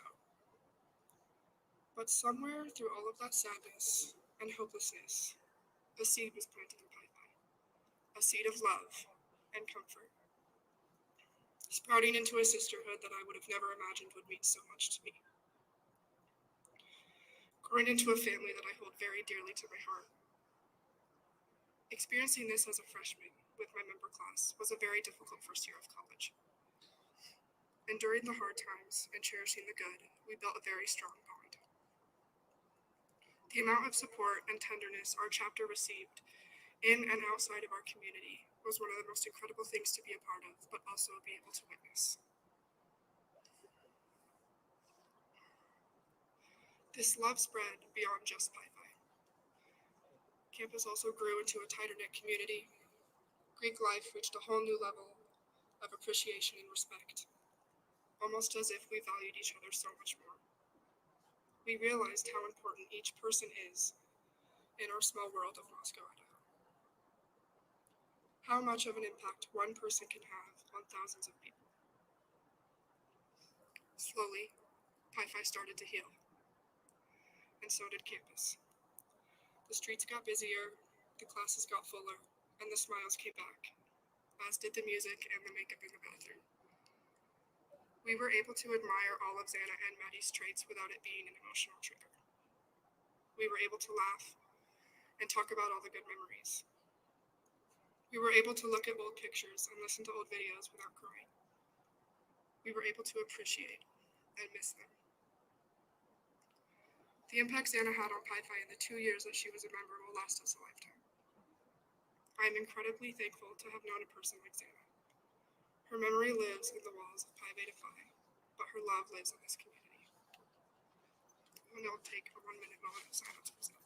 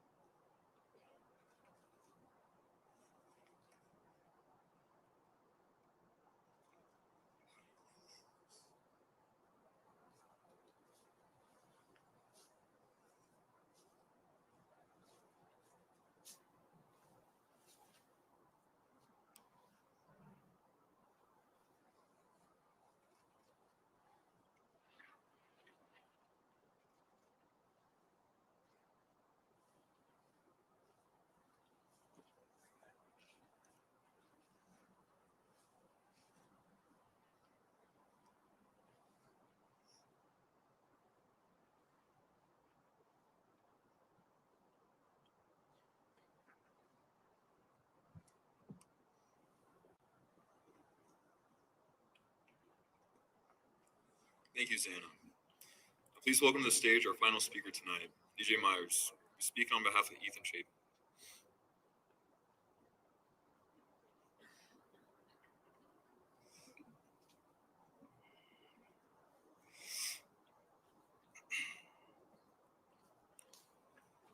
"365 days since my life changed forever. All of our lives changed forever. I'll never forget meeting Ethan Chapin on bid day. It didn't take long to realize that our friendship was going to be a for life kind of thing. Although to say friendship feels like an understatement because Ethan was family. Bid day is weird because it's the time where everyone is a little awkward and nervous about moving into a completely new house with completely new people, but you wouldn't be able to tell there was an ounce of hesitation with Ethan. He was so outgoing. I remember him coming up and introducing himself to me right away, and it only took about 30 seconds before he had me laughing hysterically, followed by more and more laughing and joking together the rest of the night. Our whole pledge class had so much fun that first night. Not a care in the world, and just built up with so much excitement for what was to come ahead. I think about that first day in Sigma Chi with Ethan almost every day. And that's just who E was. The life of the party. Always optimistic, always looking for excitement. The type of person to pick you up when you're down, to keep you at a high when you're up. There's not many people I've met in my life that I can wholeheartedly say exemplify the true meaning of what it means to be happy, to love life and those around you. His generosity and compassion for not only his friends and family, but also anyone he came in contact with was nothing short of special. He so effortlessly put anyone and everyone around him in a good mood. These traits are something I strive to obtain every single day. Ethan was a yes man, and so was I, which at times definitely got us in trouble, especially our first semester. I think anyone who met us probably thought of us as the dumb, irresponsible freshmen, which is true, but hey, we all need those kinds of people in our lives, right? Whether it was playing video games, watching a movie, shooting out in our basketball court, going to get food, regardless, there was a period of time where we were basically inseparable. This gave me the opportunity to see him grow out of that freshman mentality, become more and more driven, aware, responsible. I know for a fact Ethan would have gone on to do great things had been given the chance. Then fast forward a few months, he started dating Xana, who also happened to be a very close friend of mine. And the only thing I miss more than seeing E every day is seeing those two together every day. E and Xana are soulmates. They complemented each other's personalities as perfectly as I've ever seen within a couple. And it's a really bittersweet feeling because although they were taken from us way too early, at least I know they're up there together forever. Their energy was unmatched. Both were always just the two brightest lights in the room. The previous speaker, Xana Miller, did a wonderful job describing just who Xana was in her speech. I wanted to add in a little piece of my own on behalf of Xana. go on and on about the person Xana was, how infectious her laugh and smile was, how she was always there for you in time of need, how welcoming and compassionate she was towards people, even people she may have just met that night. But the little memories are what replayed in my head over and over. Her backflips she would attempt, which usually resulted in her failing and popping right back up, laughing, yelling, "I'm okay." All the times we played Just Dance against each other, and I would double her score since she always decided she would just start doing her own dances instead of what the game was telling us to do. But most importantly, I miss all the hugs she gave me. Every time I first got to a function, and every time I left. Every time. I wish I could just give them both one more big hug. As I sit back and think of all the memories, I've learned dwelling won't do anything. It's important to remember all the good times and be grateful for the relationships we were all able to form with Ethan, Xana, Madison, and Kaylee, even if it was for a short amount of time. To know Ethan, Xana, Madison, and Kaylee was to love Ethan, Xana, Madison, and Kaylee. The adversity this university has had to go through over the past year, the strength it's taken to persevere, the support from every person on this campus is what makes U of I so special. The importance of the Vandal family is something that can't be put into words. There's absolutely no other family I'd rather be a part of. The last thing I remember with Ethan is him and I alone in my room. He expressed how excited he was to move back into the house in a little over a month. He told me how much he'd missed living with us boys. We started talking about all the fun things we were going to do once that happened. Although he was unable to get that opportunity, I feel and always will feel like he's still here with me. I read somewhere that once you lose someone you love, you gain an angel. We have 4 amazing angels watching over all of us every day. My life will never be the same without you in it, E, but I try every day to live life like you did. I love and miss you, and so does everyone who is lucky enough to know you. We will now take a moment of silence to honor Ethan Chapin.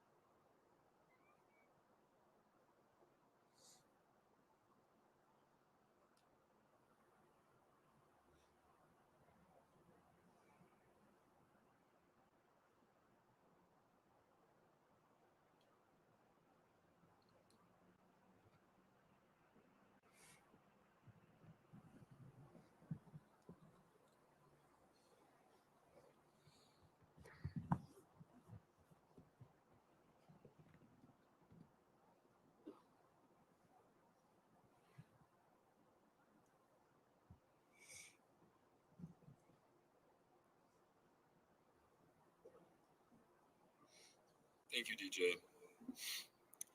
As we come to a close tonight, I want to express the student body's appreciation towards all of our speakers. Speaking tonight was no easy task, as the emotions from last year's tragedy are still felt among all of us. Thank you for sharing the memories of those we lost. Your words have been felt among all of us tonight as our Vandal family carries on in remembrance. I'm a firm believer that in the darkest of times, there's always a light. The light always perseveres through the darkness, and in this past year, that light has been the Vandal family and those who have supported us. So, I would like to take this time to publicly thank, on behalf of the student body, those who brought the light to our community this past year. I would like to thank the staff and faculty of the university for providing care and support to students. We're also grateful to President Scott Green and Dean of Students Blaine Eccles. Their warm hearts were the quality of leaders our student body needed throughout this past year.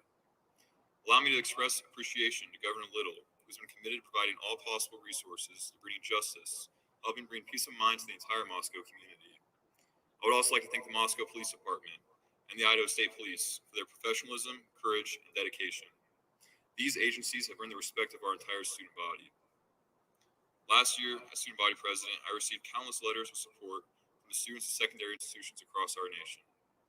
Though I did not have time to list every college and university, I want to highlight the sympathies displayed by the students of Boise State University, Idaho State University, Lewis Clark State College, North Idaho College, the College of Idaho, the colleges of Southern Idaho, Western Idaho, and Eastern Idaho, and Washington State University.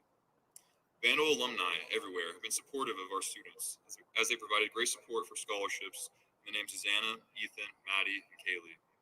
Alumni were also dedicated to providing she-birdie alarms for students across campus. I would also like to thank the students of the University of Idaho for being there for supporting one another during a very difficult time. In the past year, I have personally witnessed our student body coming together as we continue to heal.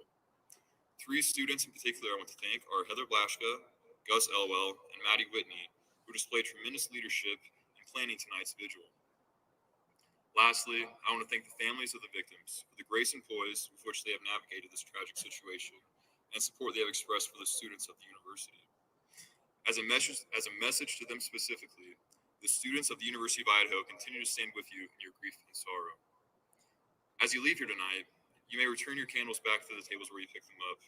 You may also keep them as a remembrance of this gathering and light up each year in memory of our lost vandals.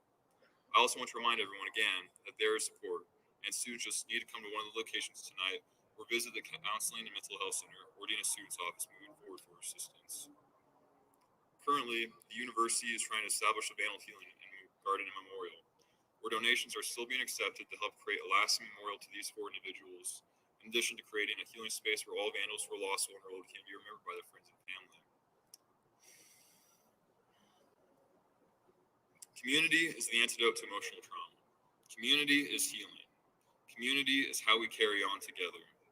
Tonight is a testament to the strength of the Vandal family.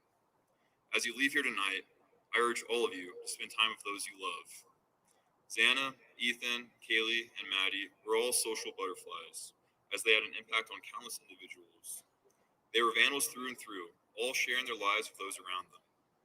I hold faith that they will leave a lasting legacy on all of us.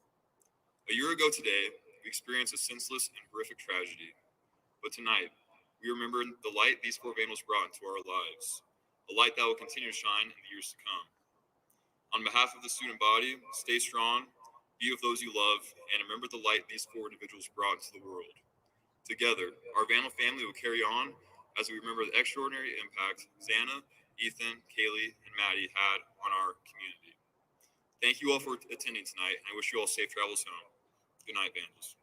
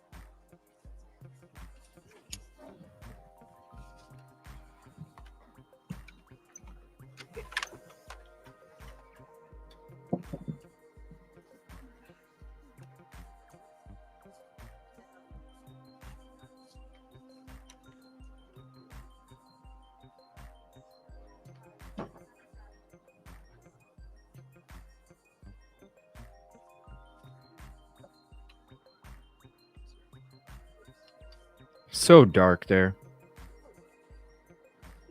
It was so dark there.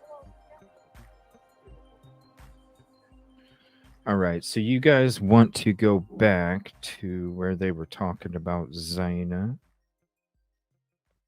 All right. And so, what exactly, Kelly and who else was it? What's up, everybody hopping in? Thank you. I appreciate you coming in.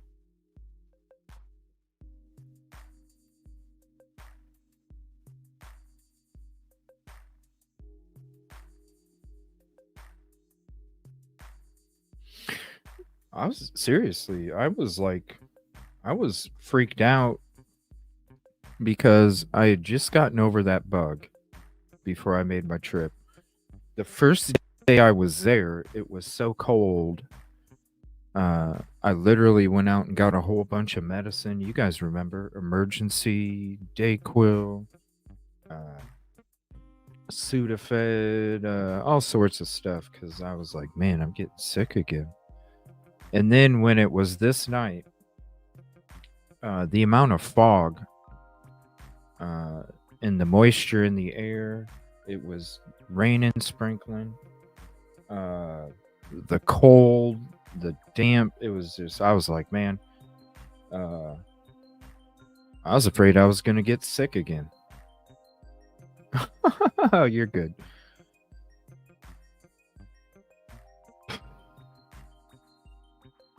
Definitely, I don't know. I was shocked. I understood the darkness among the attendees because of the candlelight, but the stage. So I'm going to go ahead and play this again. Let me know what it was that you wanted to rewatch about this. I'm going to go ahead and start it now. I'm going to be focused a little more into it as well. Susanna Miller, who speak on behalf of Xana Knoll.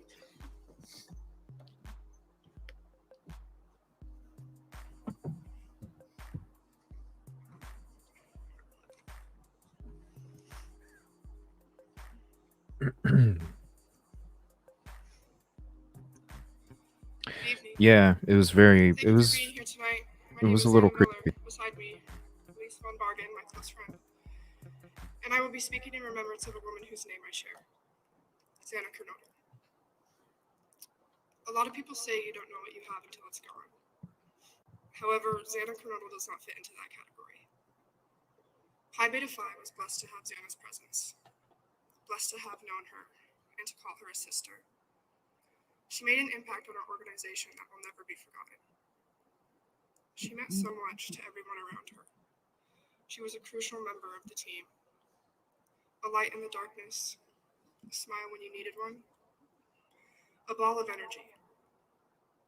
She was full of life, and she lived her life to the fullest. A lot of people saw her as the life of the party. Everyone strived to be a little more like Xana, a little more vibrant, adventurous, kind, outgoing, empathetic, positive, charming, bright, and warm-hearted. That's a good point, Miley. This is just the beginning of a list that could go on forever. When I asked my chapter what words would be best to describe her, one of Xana's close friends said, "You couldn't describe her because she was everything and more." What was the piece of paper handoff there? She was entirely herself all the time. A beautiful. What was the piece of paper handoff there? Why wouldn't you just put it underneath the stack? Good evening.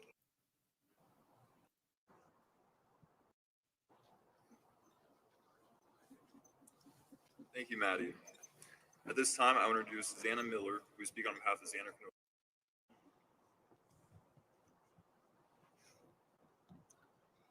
Good evening. Thank you for being here tonight. My name is Xana Miller. Beside me, Elise von Bargen, my close friend. And I will be speaking in remembrance of a woman whose name I share, Xana Kernodle. A lot of people say you don't know what you have until it's gone. However, Xana Kernodle does not fit into that category. Pi Beta Phi was blessed to have Xana's presence, blessed to have known her, and to call her a sister. She made an impact on our organization that will never be forgotten. She meant so much to everyone around her. She was a crucial member of the team, a light in the darkness, a smile when you needed one, a ball of energy. She was full of life, and she lived her life to the fullest. A lot of people saw her as the life of the party. Everyone strived to be a little more like Xana, a little more vibrant, adventurous, kind, outgoing, empathetic, positive, charming, bright, and warm-hearted.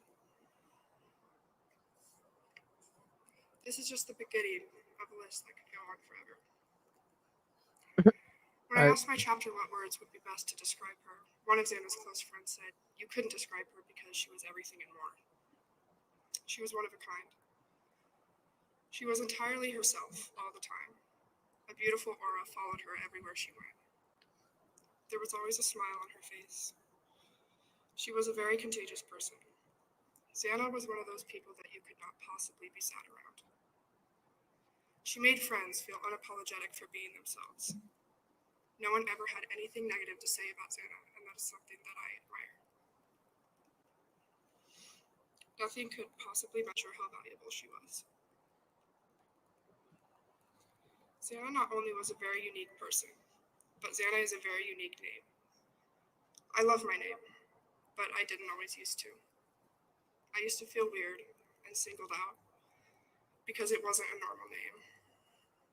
Funny that I didn't like that no one else had it.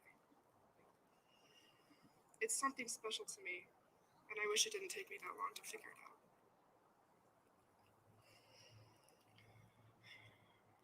I used to think there was no one else in the world named Xana until I met her.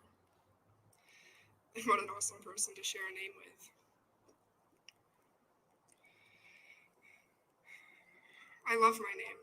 I have for a while now, being grown up and being able to appreciate the uniqueness of it. This feels weird to say, but now I am almost more proud to have the name that I do. Nicknames are a special thing, and Xana had multiple. The favorites, however, seem to be Xan and Princess Xana. Quite the princess she was. One of the nicknames that the girls at Pi Phi like to call me is Xan. I know that was passed down to me from her, and I wouldn't want to be called anything else. I have always enjoyed that nickname.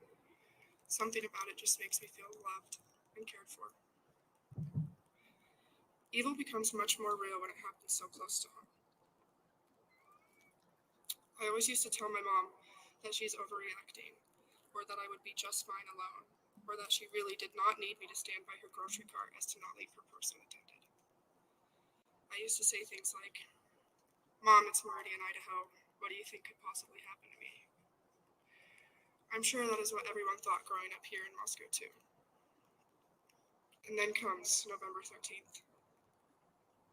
This date marks the day that Moscow, Idaho changed forever, and the people along with it.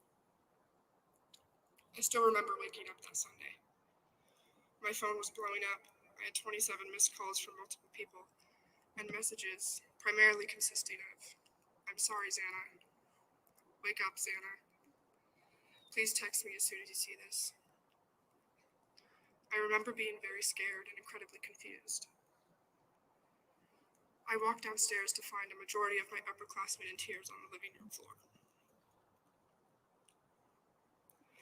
There were many hours between when we all woke up that day to when Dean Eccles came to our house that night and announced the news.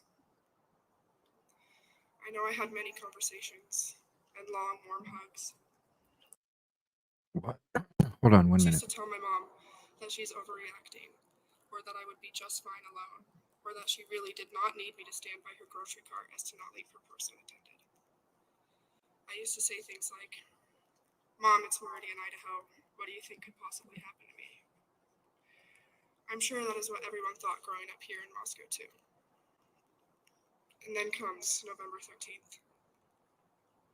This date marks the day that Moscow, Idaho changed forever, and the people along with it. I still remember waking up that Sunday. My phone was blowing up. I had 27 missed calls from multiple people, and messages primarily consisting of, "I'm sorry, Xana. Wake up, Xana. Please text me as soon as you see this." I remember being very scared and incredibly confused. I walked downstairs to find a majority of my upperclassmen in tears on the living room floor. There were many hours between when we all woke up that day to when Dean Eccles came to our house that night and announced the news. I know I had many conversations and long, warm hugs.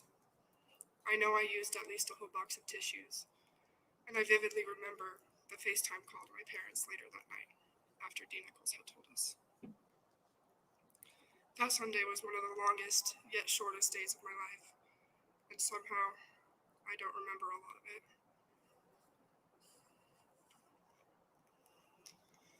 There are some things that I will never forget, and other things that got wrapped up in the blur of my brain fog. How does someone process something like that? How do you know what to do or how to feel? The aftermath of Thanksgiving break, when we all came back to campus, was a roller coaster of emotions. The house became very quiet. Suddenly, the halls and bathrooms were not buzzing with music and makeup anymore.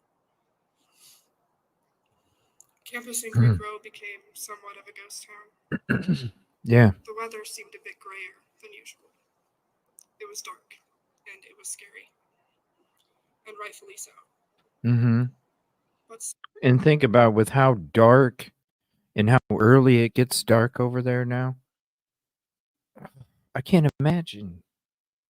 There really were people out there walking their pets with headlamps because it gets so dark there at night. somewhere through all of that sadness and hopelessness, a seed was planted in Pi-Phi. A seed of love and comfort, sprouting into a sisterhood that I would have never imagined would mean so much to me. Growing into a family that I hold very dearly to my heart. Experiencing this as a freshman with my member class was a very difficult first year of college. Something, During the Nicola. hard times and cherishing the good, we built a very strong bond. Excuse me. The amount of support and tenderness our chapter received in and outside of our community was one of the most incredible things to be a part of, but also be able to witness. This love spread beyond just Pi-Phi. Campus also grew into a tighter-knit community. Greek life reached a whole new level of appreciation and respect, almost as if we valued each other so much more. We realized how important each person is in our small world of Moscow, Idaho. How much of an impact one person can have on thousands of people. Slowly, Pi-Phi started to heal, and so did campus. The streets got busier, the classes got fuller, and the smiles came back, as did the music and the makeup in the bathroom. We were able to admire all of Xana and Maddie's traits without it being an emotional trigger. We were able to laugh and talk about all the good memories. We were able to look at old pictures and listen to old videos without crying. We were able to appreciate and miss them. The impact Right? Xana had on Pi-Phi in the 2 years that she was a member will last us a lifetime. I am She incredibly didn't thankful say. to have known a person like Xana. Her memory lives in the walls of Pi Beta Phi. I don't think she said.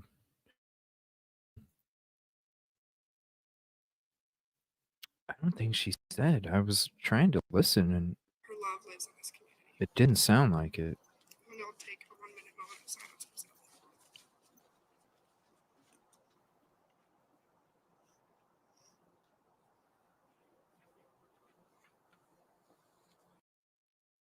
It didn't sound like she said.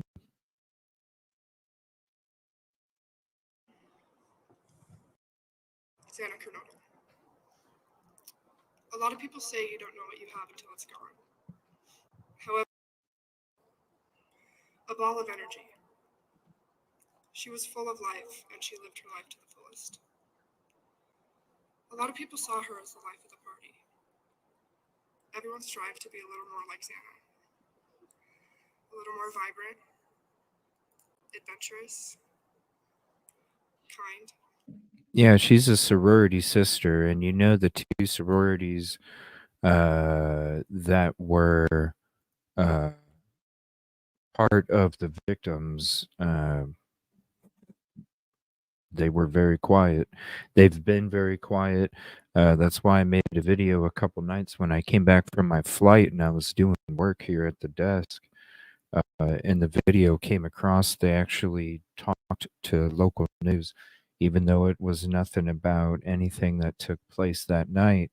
They were talking about Ethan and Zaina and about the scholarship that they have that Hunter got, the first one, in Ethan's name. Um, Other than that, yeah, you're right. They are very, they don't say much, and they, yeah, the details, it's almost like they were told to be quiet as well. Yeah, she just woke up. It could have been in the afternoon. Yeah, you know what I mean? Who knows? There's reports of students being up at 9. There's reports of students waking up at 1:30 in the afternoon. So it could definitely be any of those times for sure. Outgoing, empathetic, positive, charming, bright, and warm-hearted. This is just the beginning of a list that could go on forever. When I asked my chapter what words would be best to describe her, one of Xana's close friends said, "You couldn't describe her because she was everything and more." She was one of a kind. She was entirely herself all the time. A beautiful aura followed her everywhere she went. There was always a smile on her face. She was a very contagious person. Xana was one of those people that you could not possibly be sad around. She made friends feel unapologetic for being themselves. No one ever had anything negative to say about Xana, and that is something that I admire. Nothing could possibly measure how valuable she was. Xana not only was a very unique person, but Xana is a very unique name. I love my name, but I didn't always used to. I used to feel weird and singled out because it wasn't a normal name. Funny that I didn't like that no one else had it. It's something special to me, and I wish it didn't take me that long to figure it out.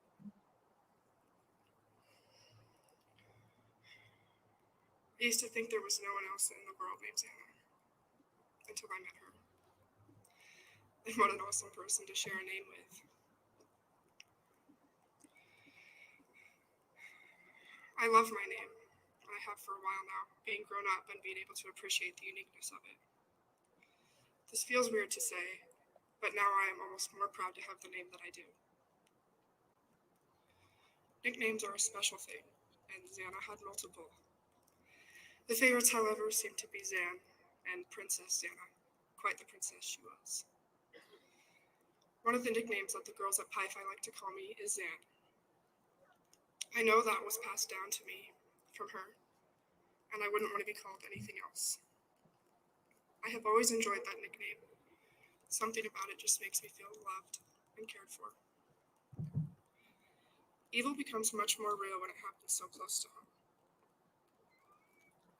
I always used to tell my mom that she's overreacting, or that I would be just fine alone, or that she really did not need me to stand by her grocery cart as to not leave her purse unattended. I used to say things like, "Mom, it's already in Idaho. What do you think could possibly happen to me?" I'm sure that is what everyone thought growing up here in Moscow too. And then comes November 13th. This date marks the day that Moscow, Idaho changed forever, and the people along with it. I still remember waking up that Sunday. My phone was blowing up. I had 27 missed calls from multiple people, and messages primarily consisting of, "I'm sorry, Xana. Wake up, Xana. Please text me as soon as you see this." I remember being very scared and incredibly confused. I walked downstairs to find a majority of my upperclassmen in tears on the living room floor. There were many hours between when we all woke up that day to when Dean Eccles came to our house that night and announced the news. I know I had many conversations and long, warm hugs. I know I used at least a whole box of tissues, and I vividly remember the FaceTime call to my parents later that night after Dean Nichols had told us. That Sunday was one of the longest yet shortest days of my life, and somehow I don't remember a lot of it. Yeah, she was talking about herself in the third person when it came to. I think she was reading the messages that she was getting from other people. Thank you for the sub, Shannon. I appreciate you. I'm gonna go ahead and end the show for this morning afternoon. I appreciate you so much. I'm gonna be back tonight, 7 o'clock Central, 8 o'clock Eastern. We're gonna be going into more stuff tonight. Definitely gonna be going into the footage, going through all the cameras on the route of the PCA compared to the other ones. We're gonna compare the cameras, show some of the new footage I haven't shown you yet, and I'm even going to show you one of the videos of me driving in the frickin' fog. You guys saw a picture a few days ago. I'm gonna play a video of you for you where you can see like the fog was scary. Thank you, everybody. Appreciate the kind words, the support. Please hit the like if you haven't yet. It's the free way to help out. And I'll be dropping a notification here in about 15 minutes for tonight's show. So please come back, come hang out. Let's kick it. Let's have some great conversations. Thank you for everything you guys do for the true crime community, because you all are content creators as well, even though you're just chit-chatting on the text in the chat. Appreciate you so much.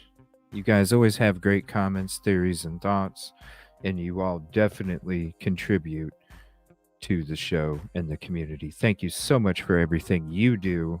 Please come back tonight. Let's hang out again. Thank you, everybody. See you later.